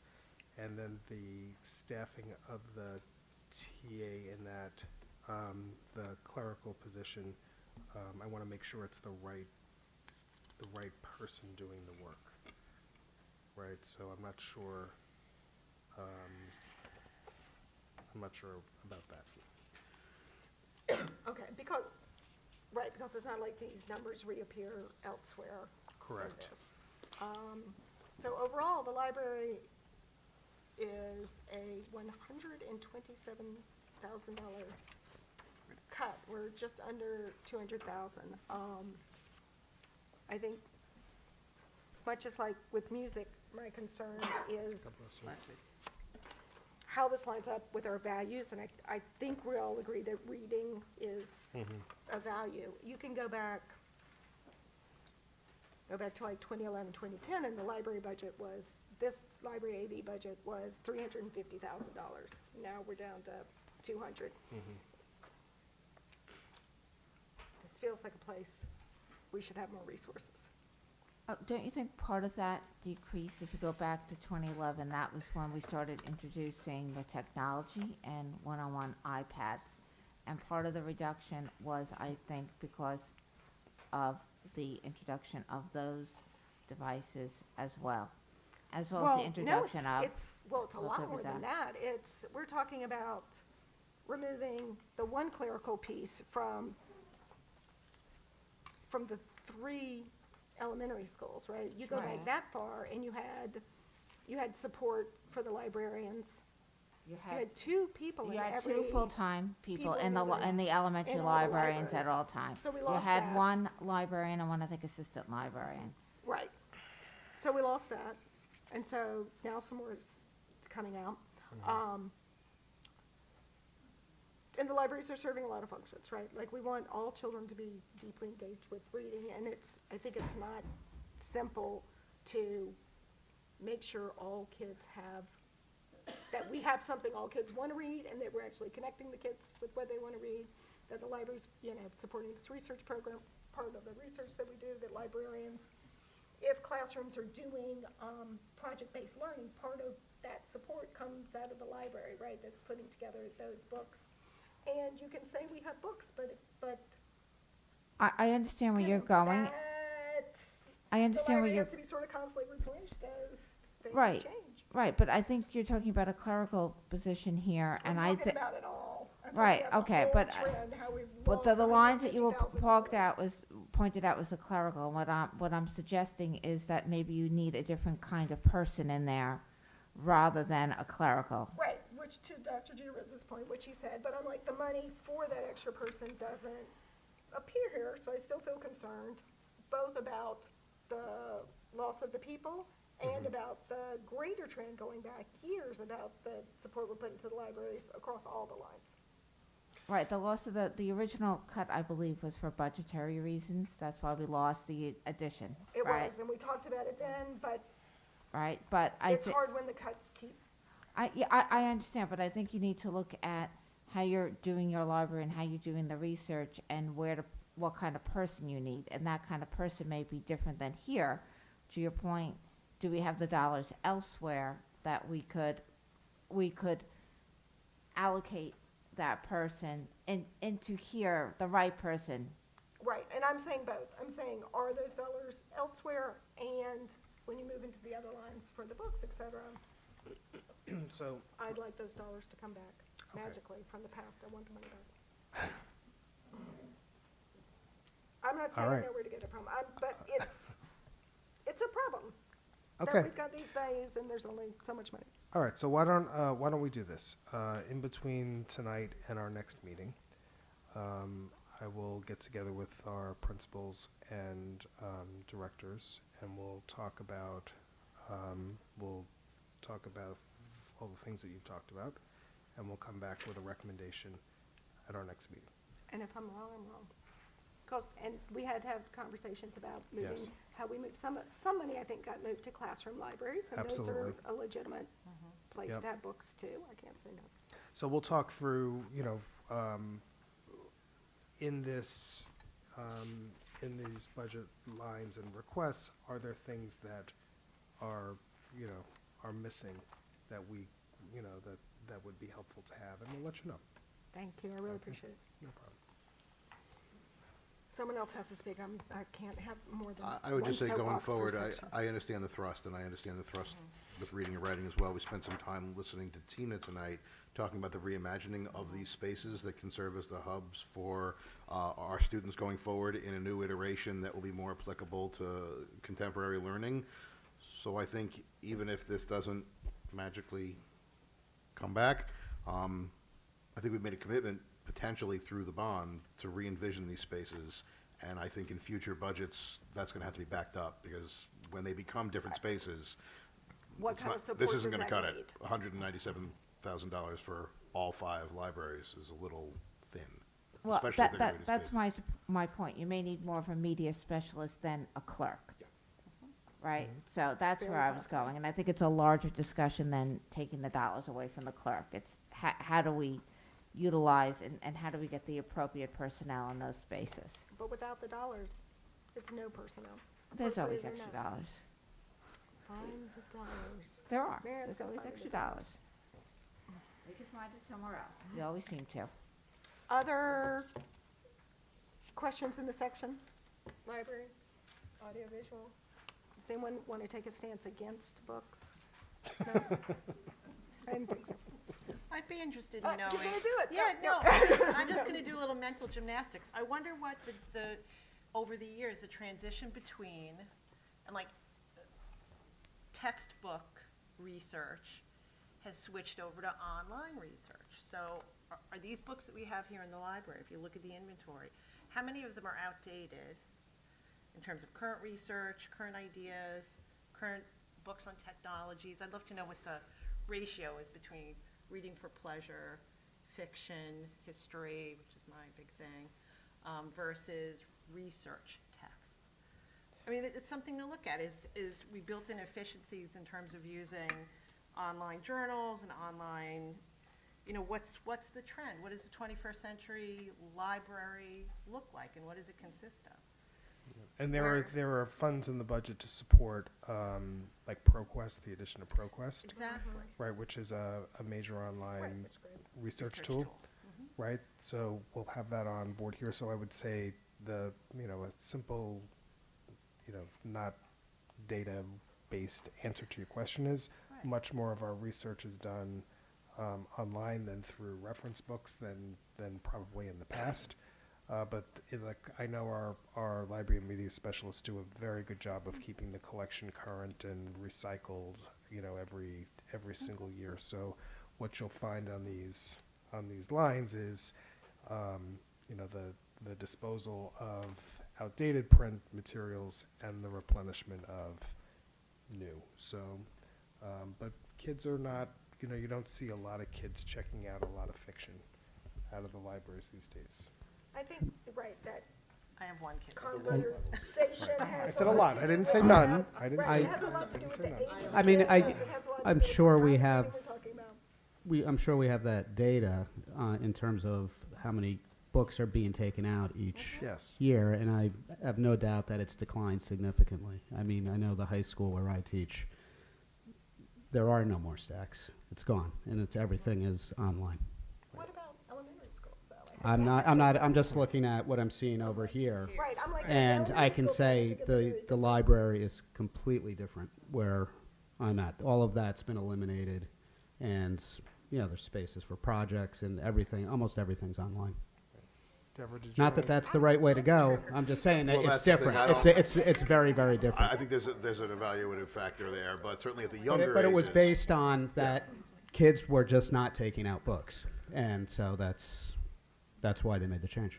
I think At the elementary level, of course, the tactile experience of working with books is still very important to children, and they do still take out a fair amount of both fiction and nonfiction. The regular visits to the library to take out material that's refresh what they're working with is an ongoing process for them, and I think one of them is going to pursue. And I think at the last meeting, like we heard from at least one parent, but I think there's definitely concern at the elementary school level that they don't want their kids on, right, more I- screens. Right. They I'm want I'm the talking at books, the high right? school level, Yeah. I'm not talking about elementary. At the middle school level, we have also transitioned things called Overdrive, where Yeah. it connects to public libraries, so Yes. students can get access to all those books. So that greatly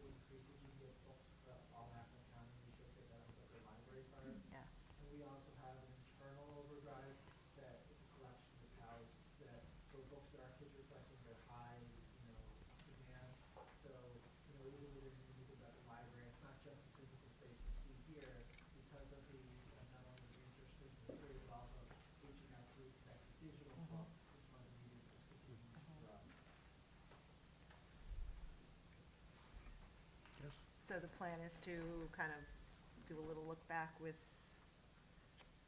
our buildings and see where there's some demand for, maybe in the elementary side. Yeah, we'll was take a, Ms. we'll, Small suggested. yep, we'll take a look at those requests, and then I will check and see what kind of reporting we can get out of the system on usage. I'm gonna stop checking books out of the library. I just found out it's completely out of fashion. I'm Oh, gonna- I'm done with it. No, I'm just kidding. I think we're good with this section. I think so too. Okay, very I good. really can't think of another thing to say. Okay, so if you turn to the next tab, that's the technology tab. I had a question. There's a line for 11,750 for Chromebook licensing. I looked Yes. back and last year it was listed as a one-time, Uh-huh. and yet it's a two-time. It's two-timing us. It's two. Right. I'll answer here. That was for the, last year's was for the Chromebooks that we deployed for 5th and 9th grade. Correct. This will be the licensing for the incoming 5th and 9th grade. So it's not the same licensing fee? It's not the same. So it's a one-time fee for each grade, but there will be a one-time fee every year. Yes. Yes. Not a word you license, really. Okay. It's perpetual licenses that you buy, Okay. and you buy it for every incoming grade. So for that kid who comes into 5th grade, they have a license for that machine, and that will take them through 12th. But then, of course, there's always a new 5th grader. Okay. So once we fill out all of our grade levels, next line will exist, Okay. one time for one. Okay. Well, there's always going to be new people a new class being issued that. Perpetual, so you Oh, they're perpetual, so as they leave on the upper end, got it, thank you. Technology. I'm Until they looking. change it. So Chromebook expansion will be grades 5, 6, 8, no, 5, 6, 7, 9, 10.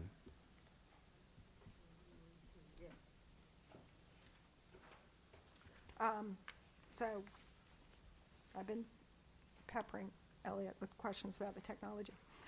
But most importantly, I mean, I do feel very strongly that we have, with the technology, we've consistently had a pretty good long-term forward-looking plan to make sure that we stay ahead of data needs, power needs, et cetera. So that is extremely helpful.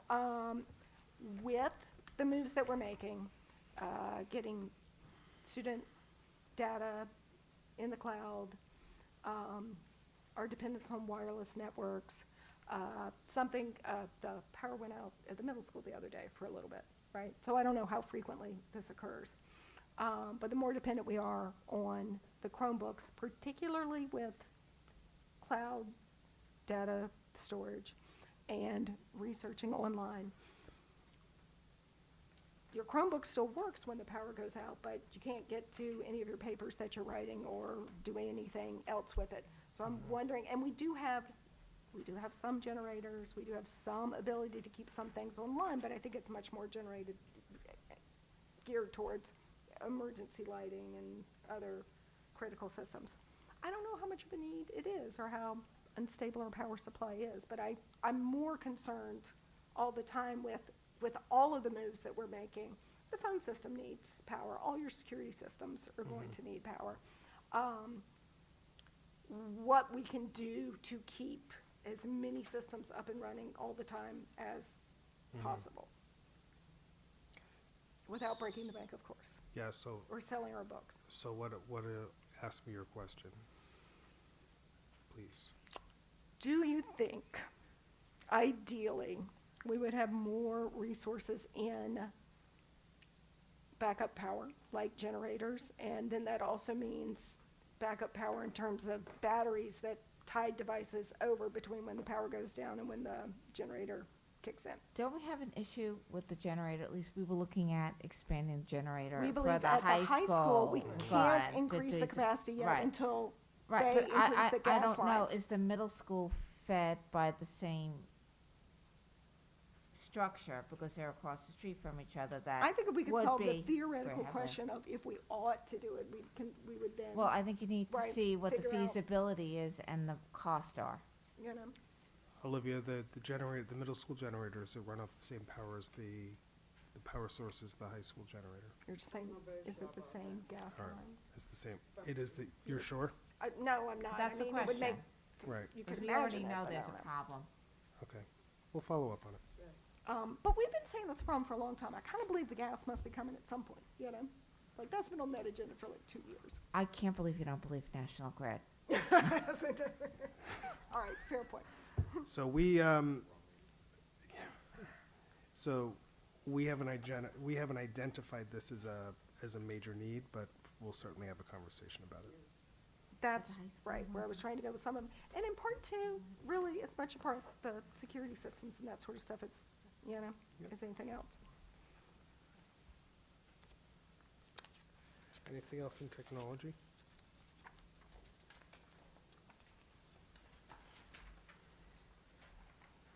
That's all I'm gonna, Okay. that's all I'm gonna do. Okay, if you turn the tab to D38, that's guidance and health services.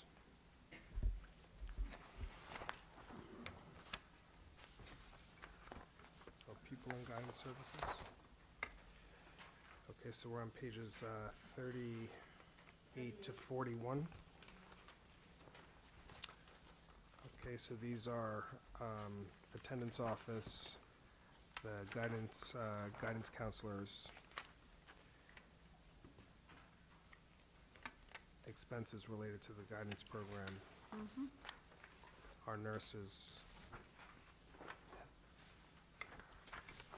health services, our psychologists, social workers.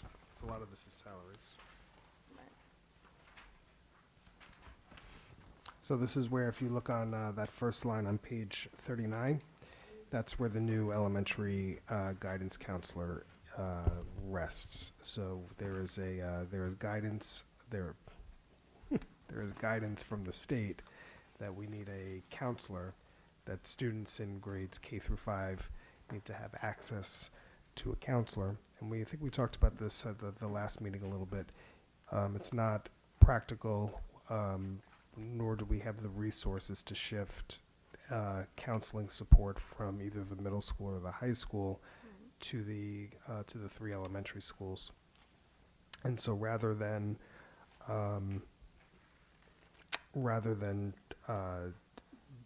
do it in vain just to be compliant, we thought through how can we do this with fidelity. And so we would approach the implementation of the counselor in the same way that we approach the implementation of the health and wellness teacher. So that person would support largely 4 and 5. In its first year, we'll see how that goes, and then if we needed to expand that, we would expand that.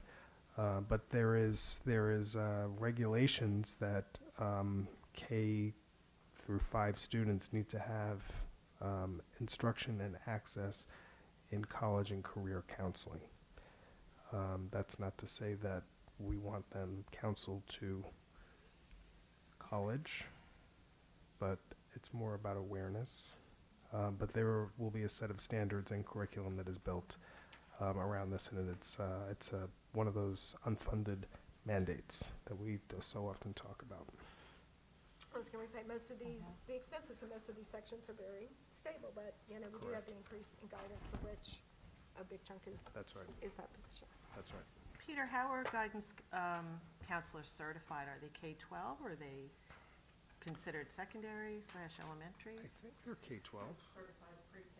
Pre-K through 12.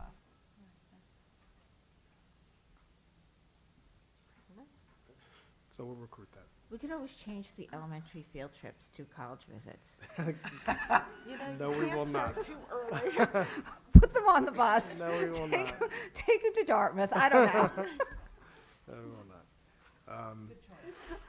But this is, if you remember from when Linda was here several weeks ago, she talked with the board about focus on college visits and tours and expanding the regional expertise of what our counselors, know and are able to counsel kids to do, including international. So I want to thank her for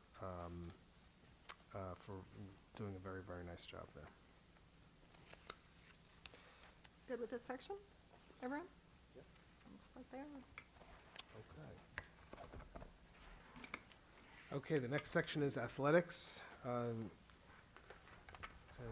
unfortunately, Don Lang is not here, so we'll do the best that we can. He had an emergency. There's not a lot of movement here either, then. No, there is not. So what you see here are, this is D 38 to 40. 42, 43. Thank you very much. So these are middle school clubs, supplies for clubs, chaperoning costs, stipends for various coaches and whatnot. No programmatic changes here. No programmatic changes. There are not. Peter, I have, with regards to the clubs, in particular at the high school, is there information collected on attendance at club meetings, and also frequency with which they actually meet?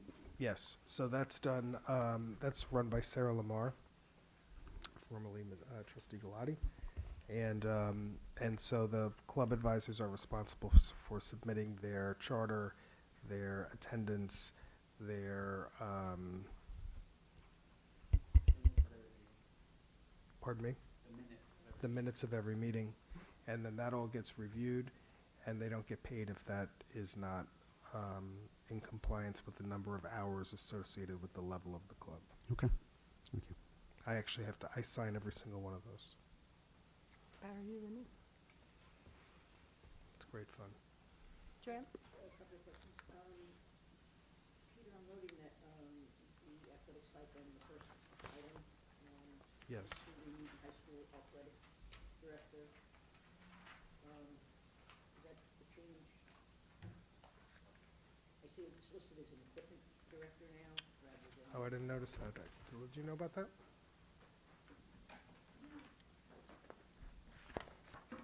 Last year's budget, I believe we had two stipends, one for middle school. And one for the high school. Can- This is, one year is for the middle school and the other one is for the high school. In the contract, it's an athletics director. It's not an equipment director. Okay. That's Appendix 4 of the teacher's contract. I'll check into it. I would take issue that we're paying, the middle school person who is handling every program, every coach, and we have lots of program on the middle school level, being the same numbers as the high school, and we have a sitting athletic director there. Okay. I mean, the rate is contractual, so we would have to negotiate that. And the other thing is this a posted position? It is posted, yes. It is posted, okay. My other question was, doctors, medical coverage at, I believe this is football games?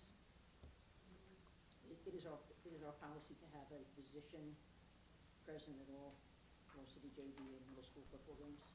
That was believe it is. always the case, Yeah. and when there was some call, we changed the protocol to include our physicians on away games where there was no physician present at the facility in response. The schools have a choice now. whether We to do have that. The EMT or the physician. And I'm just physician. wondering. We do that. I will, we'll follow up on that and get a direct answer for you, but I have spoken with Dawn about this, and I believe the answer is yes, we do. Send a physician. But only to those facilities where there is no physician God bless you. present. So if, let's say you're sending them to Manhasset, Manhasset has their physician there. We don't send our physician. That is correct. And that was a change in policy that was enacted based upon some concussion incidents. At the time, we reviewed all the helmets and made an investment in all the helmets. It was about, at that time, I want to say it was 3 years ago, the increase in the budget was about $11,000. Great. Okay. We'll follow, we'll get the answer to that. And I just one other issue, the trainers, that salary contracted through an outside agency. Where are you looking, Joanna? Sorry. The 491 last item, the athletic trainer. Is that contracted through a facility or Yes, what facility? LIJ, Okay, so the trainer works for LIJ and, okay, gotcha, thank you.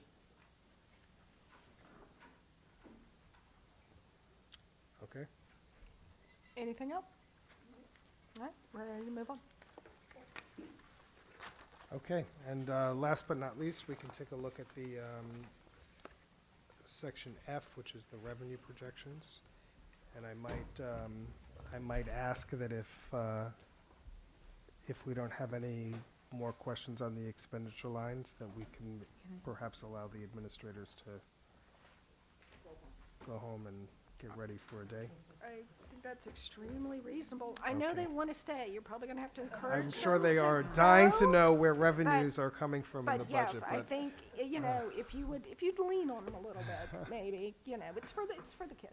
They All should right, go. very good. I appreciate them all being here. I think it was. Thank you very much. Thank you very Helpful much for for them to be coming. here. We're sorry it was long, and we're sorry you never know what we're going to wonder about. And we really appreciate your help getting us through these big sections of the budget. Thank you.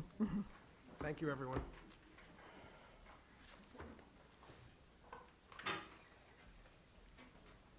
Yes. Thank you for that. Where is the revenue section? Can't even find the revenue. Tab F. Second page, tab F. Tab F. Where's tabs? Where are the letters on the tab? Letters on the tab. Actually, the second page, tab F. Keep going this way. You gotta rotate.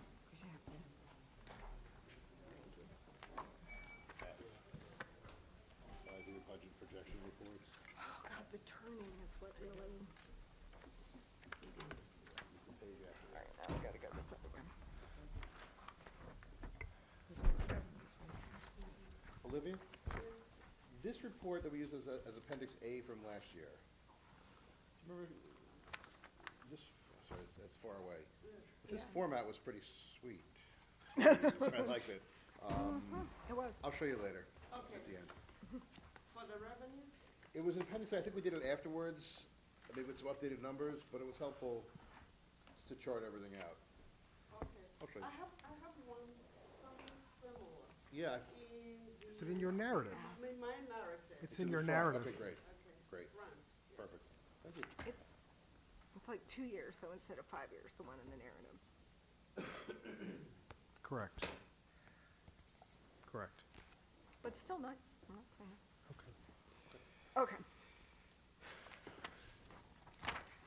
So, this, if you go to, I think it's the second page in on this tab. These are the 2019-20 to 2023-24 projected revenues. And so our revenues come from various places. We have split properties, we have pilots, we have state aid, we have estimates on adult ed fees, tuition,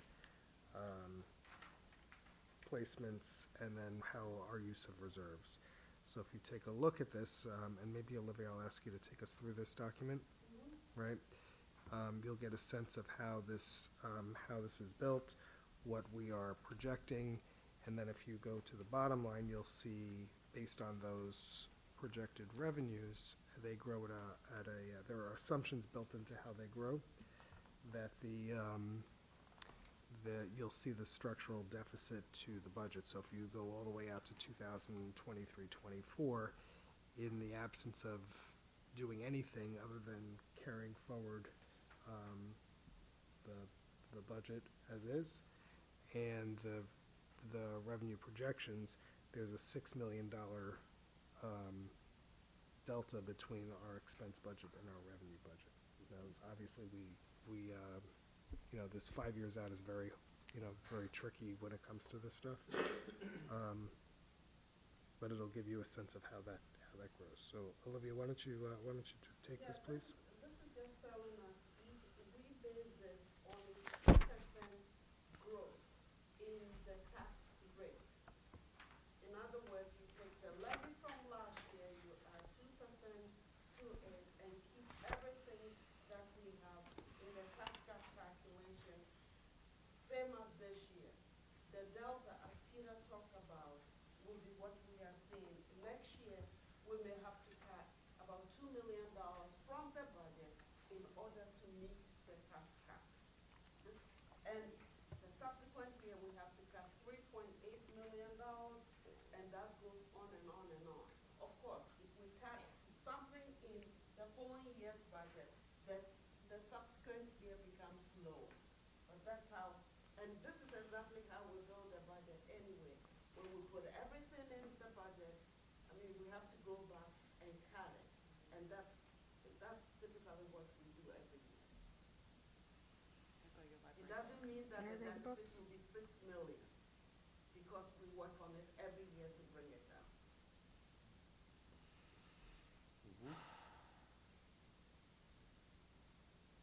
Okay, so this is, when we look at this page, this is a page that sometimes people, it can appear very concerning. We deal with this every single year, so, and again, it's very hard to forecast out what our needs will be, particularly when it comes to revenue, 5 years out. It's very hard to even project that 1 or 2 years out, because so much of what we have in revenue outside of our reserves is unpredictable. So, but if, speaking of reserves, if you do look at the reserves, Olivia, can you just highlight where we are with use of them, please? That's reflected actually in my narrative. This is under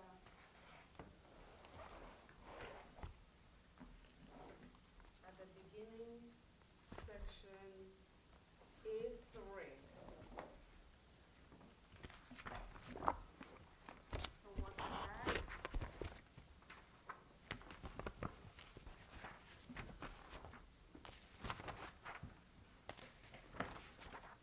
What page, Olivia? Page 16 of my narrative. It starts from page 15 and 16. So this is where we lay out, the use of the reserves. So the special grant from Senators Marcelino and Assemblyman Levine. There are graphs that follow that will show you, and I talked about this a couple of weeks ago, that when we use the reserves, we want to use the reserves in a very slow and methodical way. I use those melting ice cubes as a visual for you to see how we want to use them. So when they are gone, you don't feel the impact of them being gone, right? We wean ourselves off the reliance of a particular reserve over the course of many years. So, so for example, when we get to like the special legislative grant, by 2025-26, there's $80,000 left in that reserve. Once we allocate that $80,000 in the following year, it's a lot easier for us to bridge that $80,000 versus if we were a million, right? We never want to get to a place where we're at a cliff with the use of those reserves.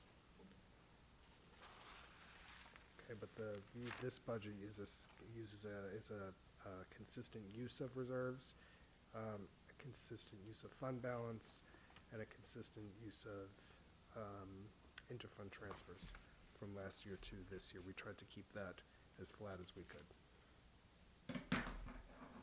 All right, it's a significant use of reserves, I would say. It is, it absolutely is. So you'll see if you, the reserves have come down from last year Yep. to this year, and they will come down again this year to next year.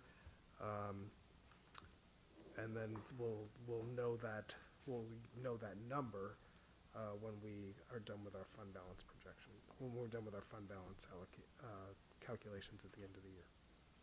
I was gonna comment on the pilots too, which I know we've talked about the reasons for this, but it is troubling when you look at this to know that you cannot count on them going up 2% every year, even if that's how they've been described. And in fact, sometimes they're flat, sometimes they actually go down, which is another budgeting dilemma. And from Newsday, we can now deduce that LIPA's gonna come after the pilots on peaking turbines like this. Correct. As well. And not just the peaking turbines, but the substations as well. Right. We've got all that. And it's a very complex formula that the county uses. There are a couple of, we get about 70% of, 65 to 70% of the pilot for the peaking station. But what they do is that they take the tax rate, the Gold Coast Library gets some of this, some other municipalities get it too, including Nassau County, but they divvy it up based on the tax rate of each of these municipalities. Tax rate of class 3 and class 4. So it also depends on the assessed values of the properties within that class. Last year, we had a very big jump, and I called them up and I said, it sounds like it's such a big jump. But the reverse happened to us this year because it depends on the tax rate of each jurisdiction's. And that interplay, right, okay. But they don't travel together. In other They words, don't the travel $1.7 million pilot has been cut, but the $7 million pilot this year is still. Went up. That is still going up, but in we have been pretty consistent with the 2% growth in that other pilot. But some school districts have shared, some business officials have shared with me that they saw a decrease. We have been very consistent with the growth, and it's working in our favor. But I don't know, because the 1020Q says that you can increase it up to 2%. So we don't know whether at one point, they will decrease it, or whether it will be challenged one way or the other. But So- this is an issue that all of us have been talking about. So the 5-year projection on the smaller one, It you're was keeping based- flat just to be conservative? Yes. Because you really And- think it'll kind of wiggle up and down. We'll Yeah, call but it, the right? Sorry, I didn't mean to put the it in big that. one, the other big pilot, the one that started in 2015-16, I projected it at 2%. Yeah, consistently Okay. across. Okay. The other numbers are much smaller. They're Yes, okay. they are. So any other questions on our revenue projections? Nope? Okay. So the next time we're together,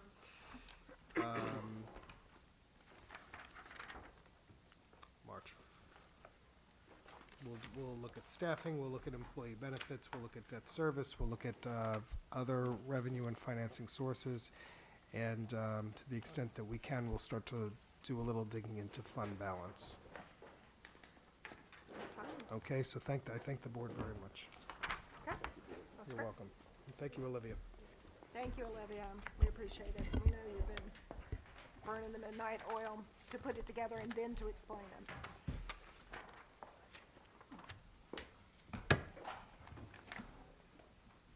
Okay. I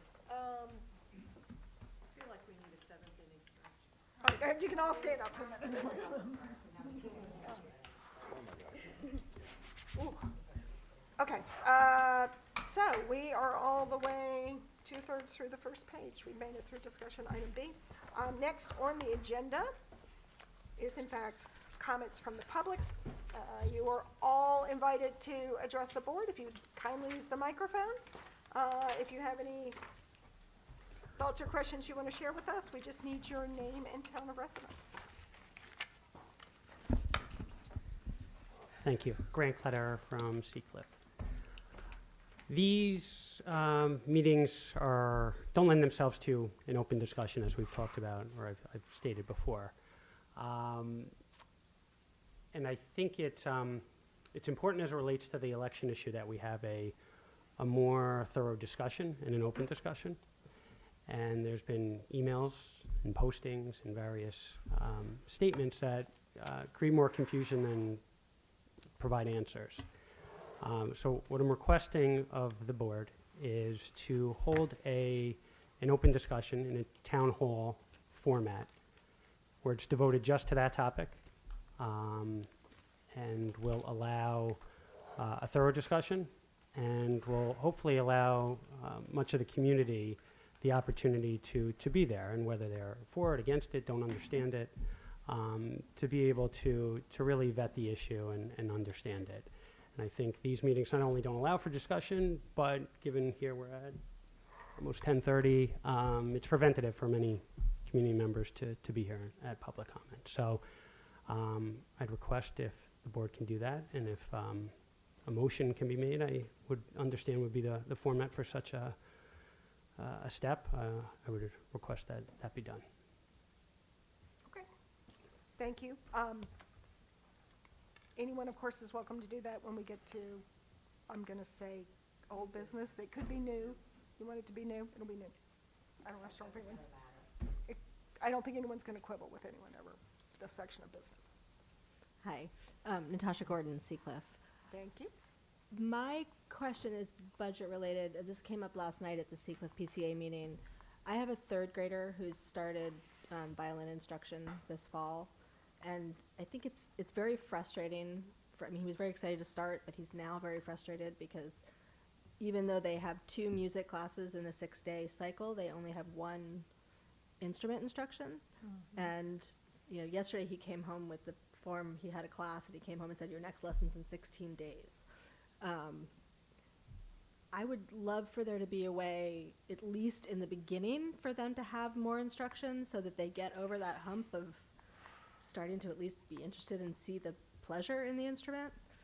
If there's some way to do that, at least for the 3rd grade. I mean, it won't apply to mine, but I think some people are doing private instruction in addition, but not everybody can afford that. Right. So I'd love that. When they put in Mandarin, they put in elementary class in Mandarin and Spanish, they had to reduce the cycles on music lessons. Well, they do go to They had music change twice. I know, but they had to change the way the music was done. Yeah. I The thought it had instruments to were done. do. I thought it had to do too with, like, it used to be on a specific day of the week, and so for any classroom teacher, your percussionist might leave in the middle of Wednesday, and your flute players would take off on Thursday morning, and it was. They had the classroom revamped it, instruction was but stricken too. historically, when they But it was you got a much more regular lesson. you got much more regular and lessons. you could remember which day to bring your instrument. And there was, when they put in elementary class, they cut recess time, and there were cuts made to music and art.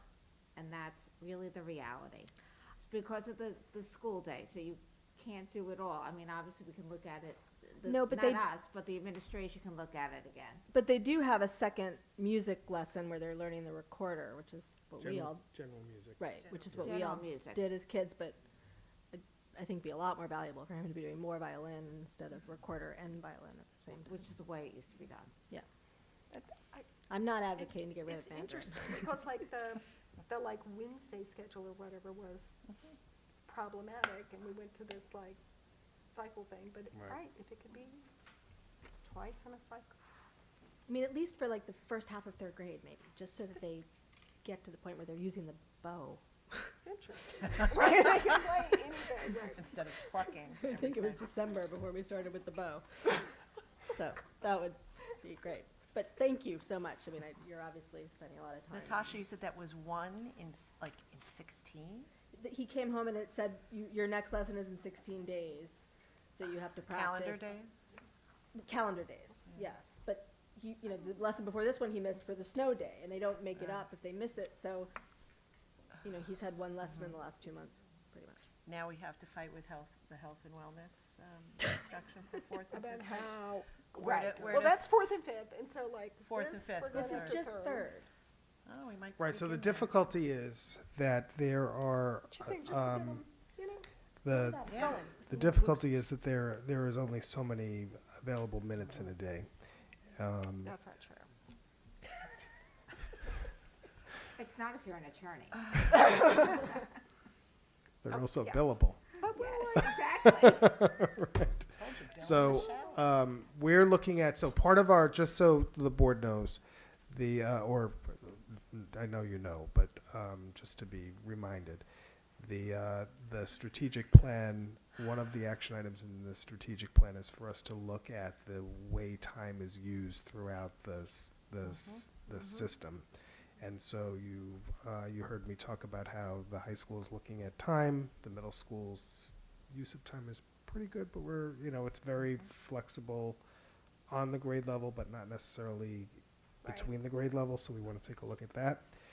And then thirdly, we're looking, the elementary principals with Carol and Deborah are looking at how time is used over the course of the elementary day. There isn't a lot of available time once we build in the literacy and mathematics and all the content stuff, but we're looking at it, and to the extent that kids can get more music, we think that's a good thing.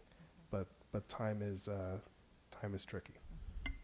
Can I make a comment that might help parents like Natasha? Just in the time being before we figure all this out.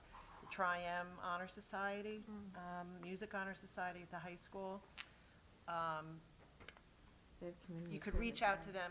They require community service notes. And there are a lot, we just saw it tonight, the number of amazing young musicians we have. And my daughter used to do it, especially before NYSBA, the NYSMA competition time. The younger kids love it when the teenagers come to help them with their instrument, and they play together. So it's free. Do you mean in school? No, they can come to your house, or you can go to their homes. It's almost like the tutoring honors. Community service hours to be in the Community honor service society. hours. That would be great. I had no idea. Yes. Naughty, naughty. So I'm not sure. Does anybody know who the Tri-M advisor It is? used to be Miss Larson, but I think it It's not changed. now. It's not Miss Larson anymore. It's It who? would be in the high school. It's Mr. Barry. Well, Oh, I was also Jack. going to say, even if Right. there could be like a troubleshooting, like 1 day a week after school, where for half an hour, if he's having trouble reading a particular piece of music, Yeah. he doesn't have to wait a week and a half to Right. ask the instructor. I am interested in how many lessons kids end up getting, because everybody talks about this, but it's once in 6 days, but just the way the calendar works in the breaks, it's not, right? If it were really 1 in 6 days, that'd be one thing, but I think in reality it comes out to be I mean, I much think less. it's even once or twice where it's actually come back that it's your next lesson's in 8 days. It's almost never that regular. Anyway, enough of your time. Thank you. Thanks. Rob, would you mind giving us your name? Rob Mazzella, Glenhead. Thank you. Again, thank you for the thorough review of the budget. Again, very useful document. Just one thing that I think would be helpful, and I was curious what the board's opinion on this is, if there was an additional column that had the estimated actual budgets for 2018-19, so that you could actually see what we think we're going to spend this year versus what we're budgeting for next year, which is how most of the business world does goes about their budgeting process. We have that. We have it, but it might not have made it into No, it's in this It's one. in this document? it's online. It's online. Okay. I'll take a look. Thank you. I want to ask the other question, so I was going to ask if you knew what one of the line items was, but I'll just look it up. Last question. I guess the Victorian House. Is there any intention to use the Victorian House for what its intended purpose was? I would enjoy that. So,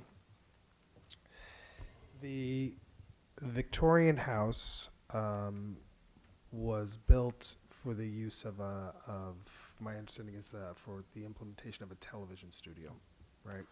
And so monies were raised to do that. When I arrived in the district last year, there's obviously very little in there to support a TV studio, right? So we talked about what the plan was to finish that space, and then if we needed to phase that work in, we could phase that work in.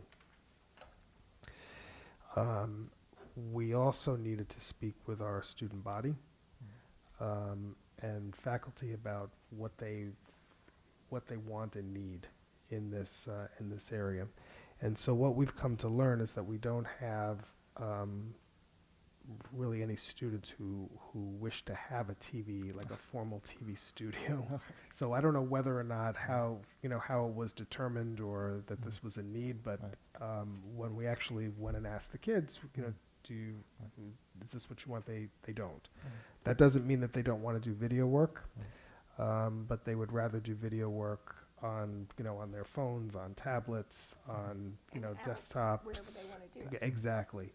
And so we're probably at a point in time where I would be, where I'm not terribly comfortable recommending that we invest a lot of money into a space, that kids just won't use, and then the equipment becomes outdated, because that would just be throwing some money away.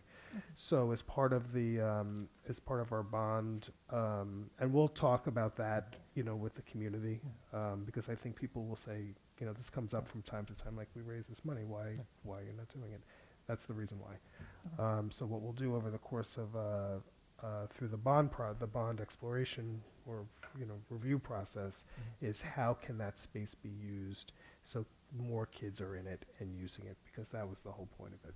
Right? So whether they're using it for TV or they're using it for something else, kids should be using it, and we want to figure out how to do that. All right, thank you for the update. You're very welcome. Just on a side note to that, I rode the train last week with Jerry Romano, who, as you know, is in that industry.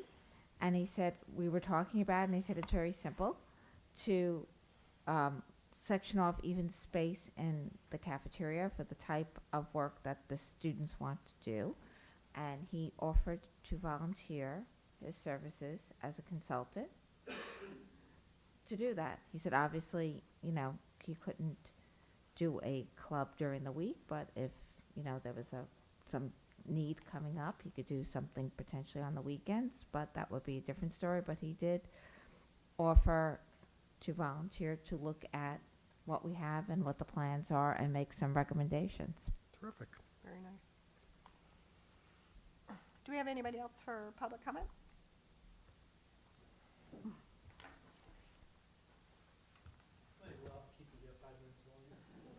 We're here. Dan O'Connor, Glenhead. Thank you for the time. Just one thing I noticed, and I sit in your seats with a school in Queens, and one of the things I always do is I look for people to challenge us as the board, and I challenge my fellow board members. But when I go through line items in a budget, I always look, first I look for the biggest line items and then figure out how I could cut fat, so to say, from that line item. And a couple things, and prior to Peter being here as a superintendent, I had asked Ed Melnick one time a few years ago about the landscaping, because I said it's probably something nobody brings up. Okay. Well, I pay attention to a lot of detail, and a lot of it usually has to do with buildings and maintenance and landscaping and things of that nature. And I always see a pretty expensive line item of aerating the soil and seeding and stuff. And probably about 3 years ago, I said I've never seen any of the properties aerated. So I would challenge the board, maybe when they are aerating them, that someone actually witnesses it, that it's occurring, because I do believe those things don't occur. I know a couple times I've had some private conversations, and then some extra maintenance was done on the properties, which I appreciate. But even when you look at Glenwood Landing, there's still a pile of leaves sitting out there against one of the fences, and we're in March. So it's just, that's where I think you're going to find stuff and be able to challenge of where there's some dollars that may not have been spent and may not need to be allocated. Like you take the city of New York and municipalities, why you see a ton of salt on the road is because the way they do their budgets, if they don't throw that salt out, whether they need it or not, they're afraid they don't get that money next year in the budget. And that's not really the right way to budget those types of line items. So I would just challenge, to look through some of those line items, like clay on the ball fields. I actually am part of the maintenance and handle the ball fields for Gaynor Park in town of Oyster Bay down near the fire station. So I know the costs of the clay and how many tons of clay we use a year and stuff like that. So, you know, if you want to dig deeper sometimes in with the maintenance managers and stuff and see, do they actually add clay every year? Do they not? I hear from the kids who play on the ball teams, and they tell me the school fields, especially in the middle school, are miserable. And again, that's not me witnessing it, that's just hearing from the kids. So if we're budgeting for clay, how many tons of clay are we using throughout the district? And then if we are rebuilding those fields every time with clay, it's kind of odd for the kids to say they're miserable. And they say they're miserable because they know the tonnage that we use and how we rebuild the fields over there every year. So, you know, those are just those little line items. I know they're not the most prestigious line items, but just something to take in effect because, you know, as we all know, most of the money should be always spent on the children and developing them. And I like a lot of the extracurricular courses that the district seems to offer. And I love that people volunteer their time from the outside world to teach the students. I think that's key. But again, just some of those other line items that aren't so prestigious, you may be able to find some buckets there. Thanks again for the time. Thank you. Do you have anybody else? Okay, we're going to close public comment then. Board does still have some other things that we want to do. Can I make a motion? Yes, please. Can we table section C? I'd like to make a motion to table section C. Sure, I'll second. All in favor? Tabling C? Okay, so we'll move on then. We'll go ahead and do action item D, which is the acceptance of a donation from Ed Lieberman to the North Shore Key Club. Do I have a motion? Motion. A second? Second. All in favor? Thank you to Mr. Lieberman for the donation. We also have a donation from the Seacliff PCA to the Seacliff School for sound and video equipment. Do I have a motion? Motion. Second? Second. All in favor? Thank you, and thank you to the Seacliff PCA. F is the approval to dispose of the inventory. Do I have a motion? Motion. Second? Second. All in favor? Thank you. G is the approval of budget transfers. This is a request to transfer $24,000 to cover the thought exchange survey provided through BOCES that we would take. I don't see where. Do I have a motion? Do I have a second? Second. That's for 2 surveys, by the way. That's 2 surveys, Okay. the analysis, and a whole suite of other services. It's not just one survey. So, I have not really a direct question on the expenditure, but it's something I raised in bond steering. What are we doing to get the input of the public who maybe are not savvy technology or are not on our email list that don't know about it? I know we did publicize it, but I do feel that we, as part of this bond process, need to send out some flyers and do and go to community meetings and have information in places like the American Legion, the library, Golden Ring. the Golden Ring, different locations, so that we can get the input from all spectrums, not just, you know, I don't even know that all people are aware that they can sign up with the district email, so we've raised that. It's a reminder you can, if you don't have children in the school, but I if we're going to do this bond, we need to make sure we cast a really broad net. I agree. I'll be doing that once we, I'll be doing that work once we get through the community forum next week. Okay. Well- Okay. Thank you. Are there any other comments on this item? I think we did the motion in the second, right? All in favor? Thank you. Action H is approval of agreement between the North Shore and Strategic Training and Research Consultants. Do I have a motion? Motion. Do I have a second? All in favor? I'll combine actions I, J, K, and L, which have to do with health services and special education services and contracts. Do I have a motion? And I have a second. Any questions or comments? All in favor? Thank you, trustees. Oh, Joanna. Action M is to approve the piano accompanist. Do I have a motion? Second? Questions? All in favor? Thank you.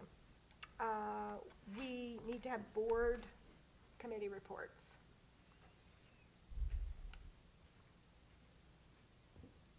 Well, LAC, I will tell you, our last meeting got canceled due to the snow, and we were unable to reschedule. So LAC has not met since the last time that we reported. Which didn't have a quorum in that one as well. So, for bond steering, I think Tina's presentation covers that, right? Yeah, I and think construction that's steering fair. also, we Right. haven't met since last board report. We met on the 22nd, and the board was it the 24th or something like that, so we didn't have a February meeting. We have one, I think. March 12th, I think, something like that, yeah. So, yeah. So there's not much to report No. There's on not our much end. to report. I was going to say, wellness did meet. It's getting late, and I didn't make any notes. Wellness met. One of the requirements for wellness committees is that they publicize their wellness policy. So I think they're going to do that next time they send out the newsletter. They can include, it's long, but they can include the highlights, and they can include a link to it, so they do that. And I do think we want people to be aware of what's in the wellness policy. And we discussed trying to compile what kind of opportunities were available for kids over the summer to stay active, right? So that was a little easier for parents to plan and see what all of their options were. And I feel we discussed something else. That eludes me. Do you know, I'm just wondering, do you do anything in the wellness with, like, news, recent reports in the news? Like, there was a whole study that came out about having 20 minutes of exercise a day is as effective as taking an antidepressant. Things like that that are new and noteworthy that maybe we want to push out to the student body, to the community through our health and wellness courses. Yeah, there is a newsletter that Don's office is really putting out. It's pretty short, right? But it does try to address exercise, stress, nutrition, right, in these kind of short bits. Maybe we should look at that and see what. I'm not on the wellness committee. I'm just making work for other people. To everybody, the newsletter goes, to everybody. I don't get the newsletter. Why not? I don't know. I don't get the newsletter It hasn't anymore come out. because I was don't like, have a when did it child in the last come school out? anymore. I really haven't seen one in I'm not sure I've seen one in a while either. Seems like it comes quarterly. I think it was sort of, I feel like it's traditionally been sort of quarterly, but that's a good question. I'll look into that. Thank you. I I'll might look be able into to it get too. I added haven't to seen that. it either. They said we'd have one with them. There might be children's library books that have health and wellness as their topic. 100%. And we can recommend them. We can recommend. This is an excellent idea. Put them in the newsletter. Any other board committee reports? We had safety and security, correct? Oh, you're right. Can you, I'm trying to recall, because we go through kind of the same agenda. if there was We any, spoke, Peter was there, you were. I was Did there. we talk a little bit more about the bus potential proposition? We talked about the bus, yes, we did talk about the bus proposition. We talked about reducing the mileage to 3/4 of a mile, K through 12. ID cards. Yep, we talked about ID cards, so kids would swipe in as they got on the bus. We talked about some of the issues related to drop-off of the students at the high school and middle school, and our new coordinator of safety security, Bob Oldham, was over there to make some recommendations for changes. We talked about the elections in schools matter. We talked about Carbon monoxide. carbon monoxide. We Oh my talked God, we about really the talked about ventilation that. issues at the, in the wood, the wood shop. What else did we talk about? The bond. You talked some about allergies, but maybe that was actually the. We talked about, no, we talked about it as well. We talked about the food allergies and contact food allergies and what we were doing to address that. So actually covered quite a bit. We did, for security personnel. A more consistent, identifiable look. I'm sure they'd be very stylish. We're gonna That hire was a about it. designer, right? Yeah, that I was- think that's, yeah. Do you ever look That was in, a lot. in safety, and I know this is something that you probably address in woodshop, but I know that when the kids are doing the stage crew, so there was a person who volunteered who did it, and then he went to work for my husband, and he did OSHA training, and all of a sudden the kids now were wearing safety goggles, which they should have been doing before. So do we make sure that the people who are doing stage crew have OSHA training so that they know they're making sure that the students who are actually physically building parts of the stage are following the appropriate OSHA safety guidelines? I will get the answer for you. That's very good. I'm gonna give her my slide on safety right now. No, it's during the day. I can't do anything during the day. If you could meet at 9 o'clock at night, I can be there. We'll find out. Okay, thanks, Miriam. Okay. Stunningly, we are back to comments from the public. Are there any further comments from the public? Okay, I'll close comments from the public. We are up to old business, one item of which is going to be, is this you? Yeah, this is like two Bylaw. sentences. So we had talked at the beginning of the year, things we wanted to do for LAC this year. In addition to the actual tasks that we came up with for them, we discussed the idea that there were some problems in the bylaws, some things when they went from 9 members to up to 11 members didn't quite fit. And so I think we need to address that. It's something we had said we were going to do this year. So that's why I put it on here.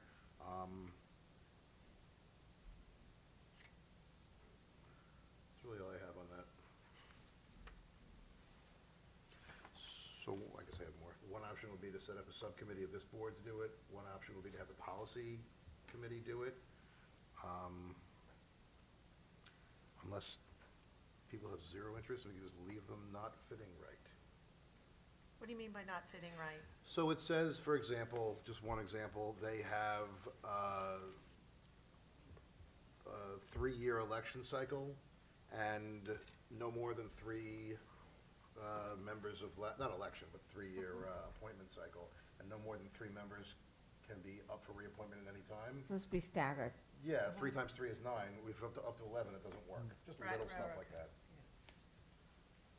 I can review them if you want, because I can do that at 9 o'clock at night.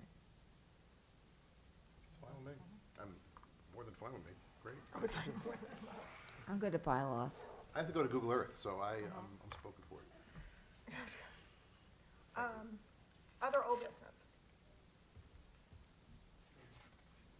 I mean, really, nobody wants to bring it up at this point. Okay. That's just about the last bylaws. All right, we're moving on then to new business. We both appointed Superlac. Are you telling us whether Superlac can or still does exist, or were we discussed the agenda so long ago? That- Correct. So And it's so late at night, yeah, Superlac definitely still exists in concept. It lacks leadership. Superlac has not met. The superintendents, Kasum, myself, and Vincent have emailed a few times on this. We need to get it going. We think I'm thinking a good place to start is legislative breakfast, and I can put some feelers out and get that in motion. that would be great if you could, because we certainly have things we want Yep. to talk about legislatively. I will. Which I think is why we had New York State sales tax on here also, is because of another potential Revenue, superlap. well, but issue. also the revenue source related to that. I think this had more to do with the internet tax. Right. Right, So when we're we talking talked New about it. York appears they're going to collect sales tax on internet sales. It will be a giant new revenue stream for them. And we believe school districts via superlacs and other sorts of organizations should probably get in line and have their hands out, because everybody else is going to.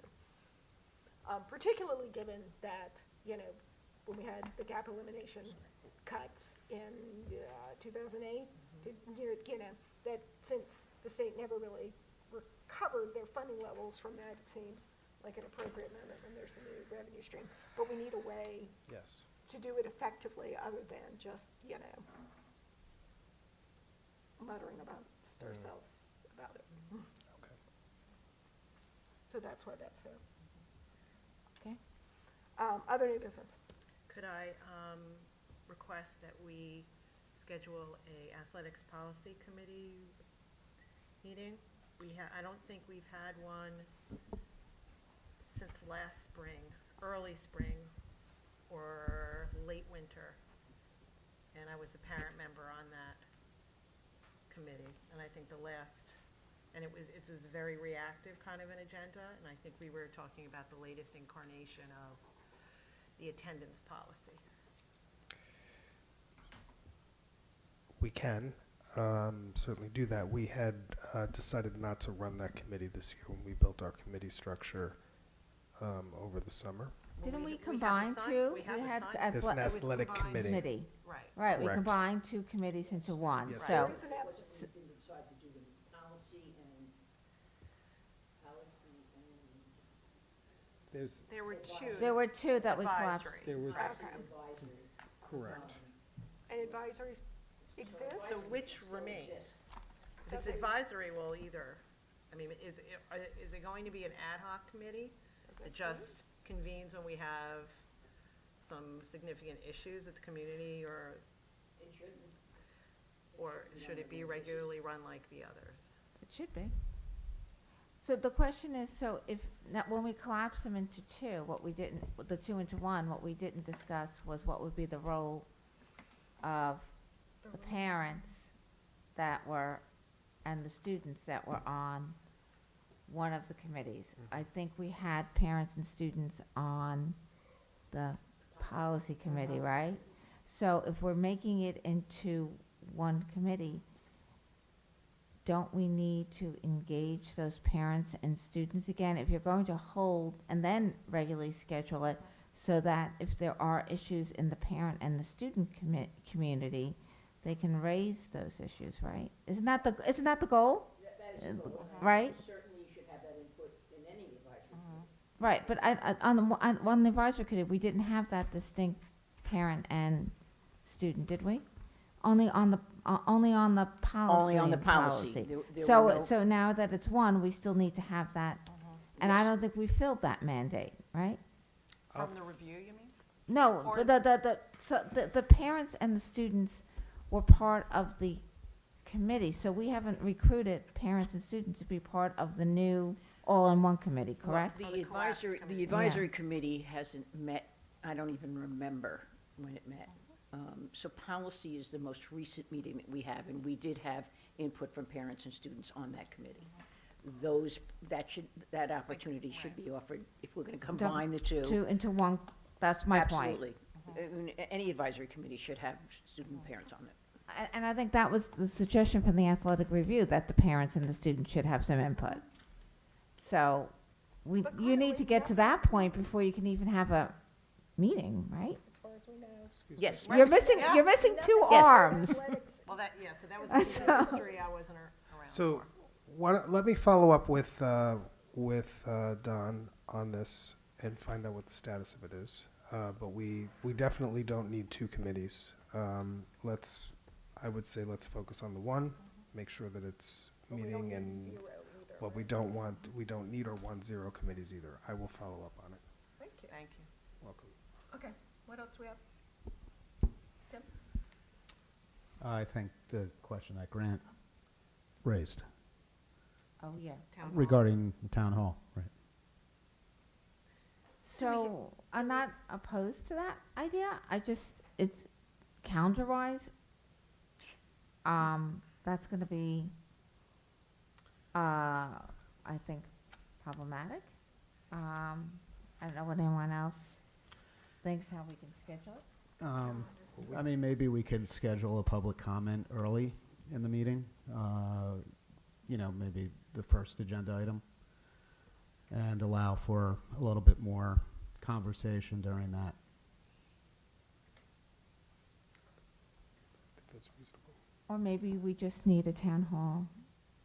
Do we have a town hall meeting scheduled? Did we take that off the format? Didn't we take that off the format this year? Nobody came. I think It the way was it used to be, we weird. have public comment, which is more one way, and then we have the Town hall meeting, which was more open-ended issues, and we had no really agenda on that other than what we needed to approve. And I don't think it And was we necessarily, eliminated that. Conveyed to the community at large what the difference was, or publicized that way, so people didn't necessarily show up for anything different, so it just sort of sat there in the agenda, and we were like, it says town hall meeting, but nothing's really different. But I think it was also, you have to schedule the town halls in advance, and the issues arise when they arise, and people want to come then, which I think makes sense also. So To the issue do at we need to at least, so this is a broader question, other than just what Mr. Clutter raised, is do we need to build into our calendar at least one town hall meeting mid-year, so that when issues are either percolating or have arisen, that the public has an opportunity to come up and raise those issues? I mean, I think this whole situation raises a question now that we've eliminated. Do we need to at least reserve one, rather than, I think we had more than one. Right, yeah. Personally, I think- I'm very supportive of the idea of having a town, logistics at this point with budget season is tricky, but In theory. in theory, calendar. the idea of having that opportunity to have a more back and forth, I think would be helpful to us. and We don't have to have 3 or 4 like we did, but we should at least have one a year, I think. I agree. There's no reason not to. I think we can do it at any meeting and just adjust the agenda and move the public comment and loosen the rules during public comment when an issue arises. I think it's important, I understand what you're saying, I think it's important to call them different things, because I think the question of what public comment is, I think it's a slippery slope enough as it is. I don't think we want to keep calling it public comment, but say today we're being looser. I think we should call the ones where Let's give people. it a different name. Yeah, they're different. I think it's important what we And call especially them. if you're going to put it early on in the agenda versus public comment in reaction to what we said. What is our next meeting? Do you have a sense of what our next meeting's going to look like? I don't have the schedule with me, but it's budget. We generally, what is that? 14. March 14. So how much more? Peter, Yes, sir. could I just ask a question? I mean, if you're wedded to the notion of a town hall, that's certainly up to you. But one of the things you could do, in particular, because this is really advisory, it's your decision.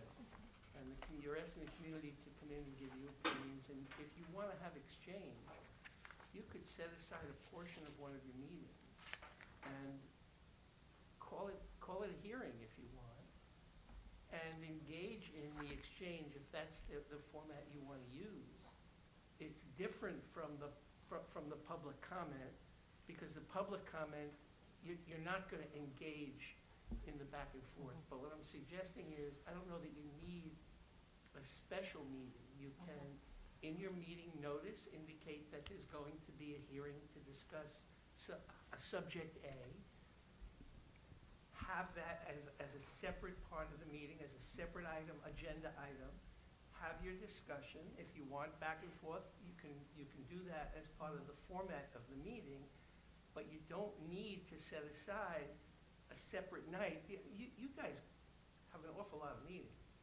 And I'm not No joking, No, but because it's a I- little tight right now because with the. And we we're gotta do still the here MOUs at and we gotta almost do the- 11 o'clock at No night. kidding, I hadn't noticed that, actually. I don't think anyone's That out. suggesting a separate meeting. I think we're just talking about setting aside a town hall portion of one of our meetings, which is the way we used to do it. Well, that's not what I was hearing, so I'm just suggesting that you can do it as part of a meeting.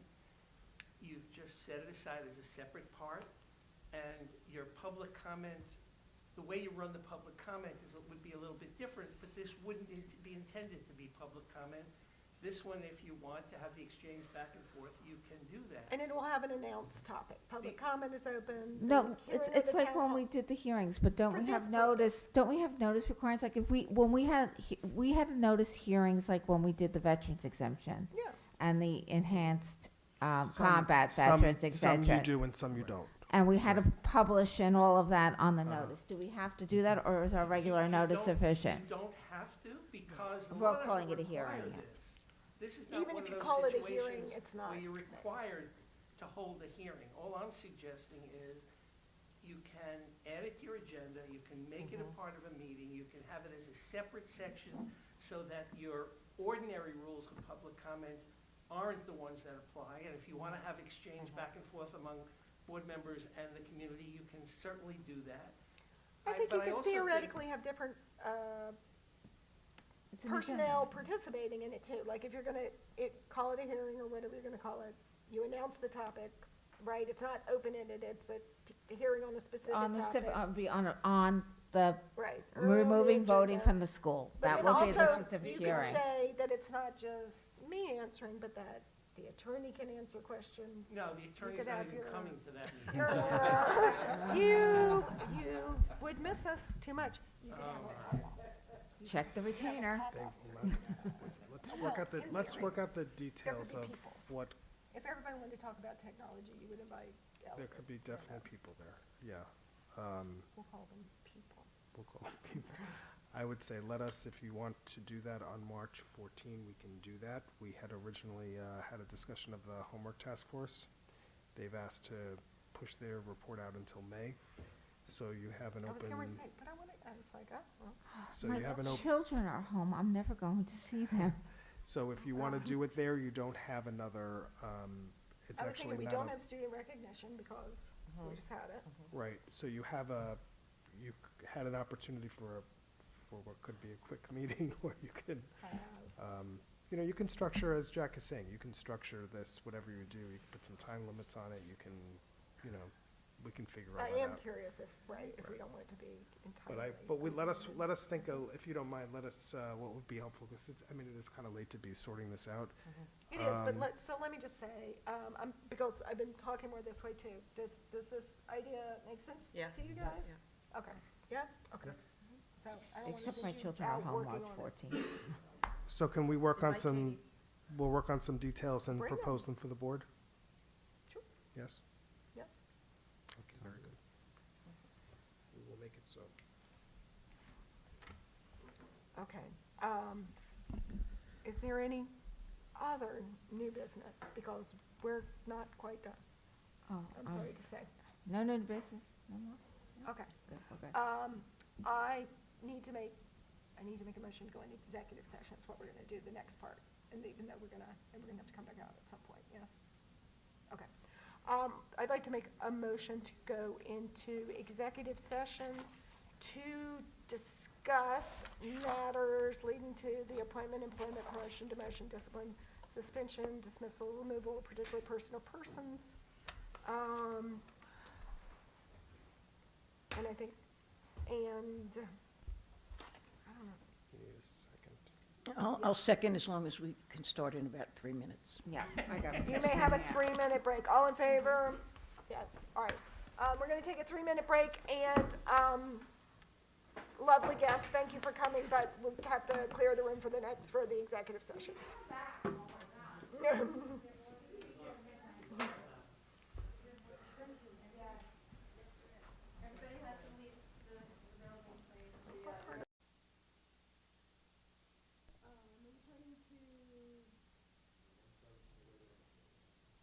You have to say we met in executive session.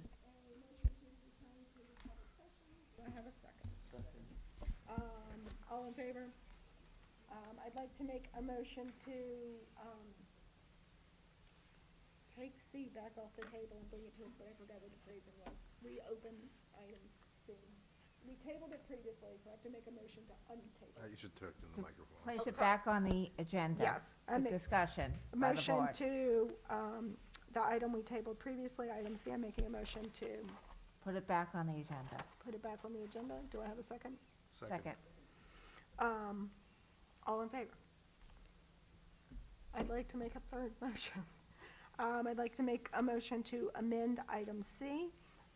In two places, I'd like to remove the resignation, and I'd like to remove the varsity coach that appears in that section. Do I have a second? All in favor?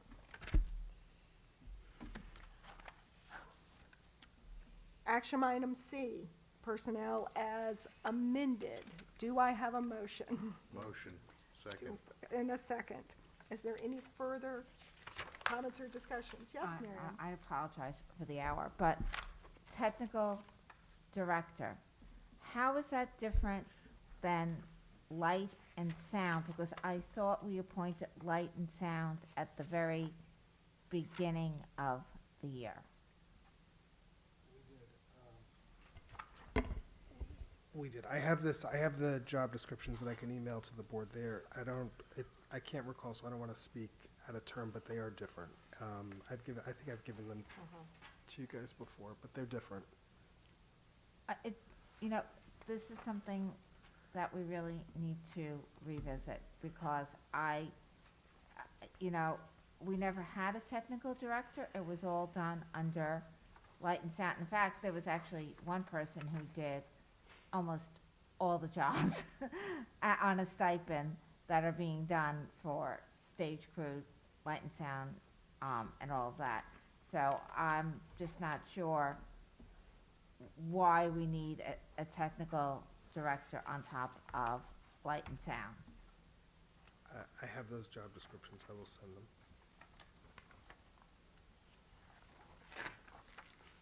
Further comments or discussion? Are you ready? Are we ready to vote on C? All in favor?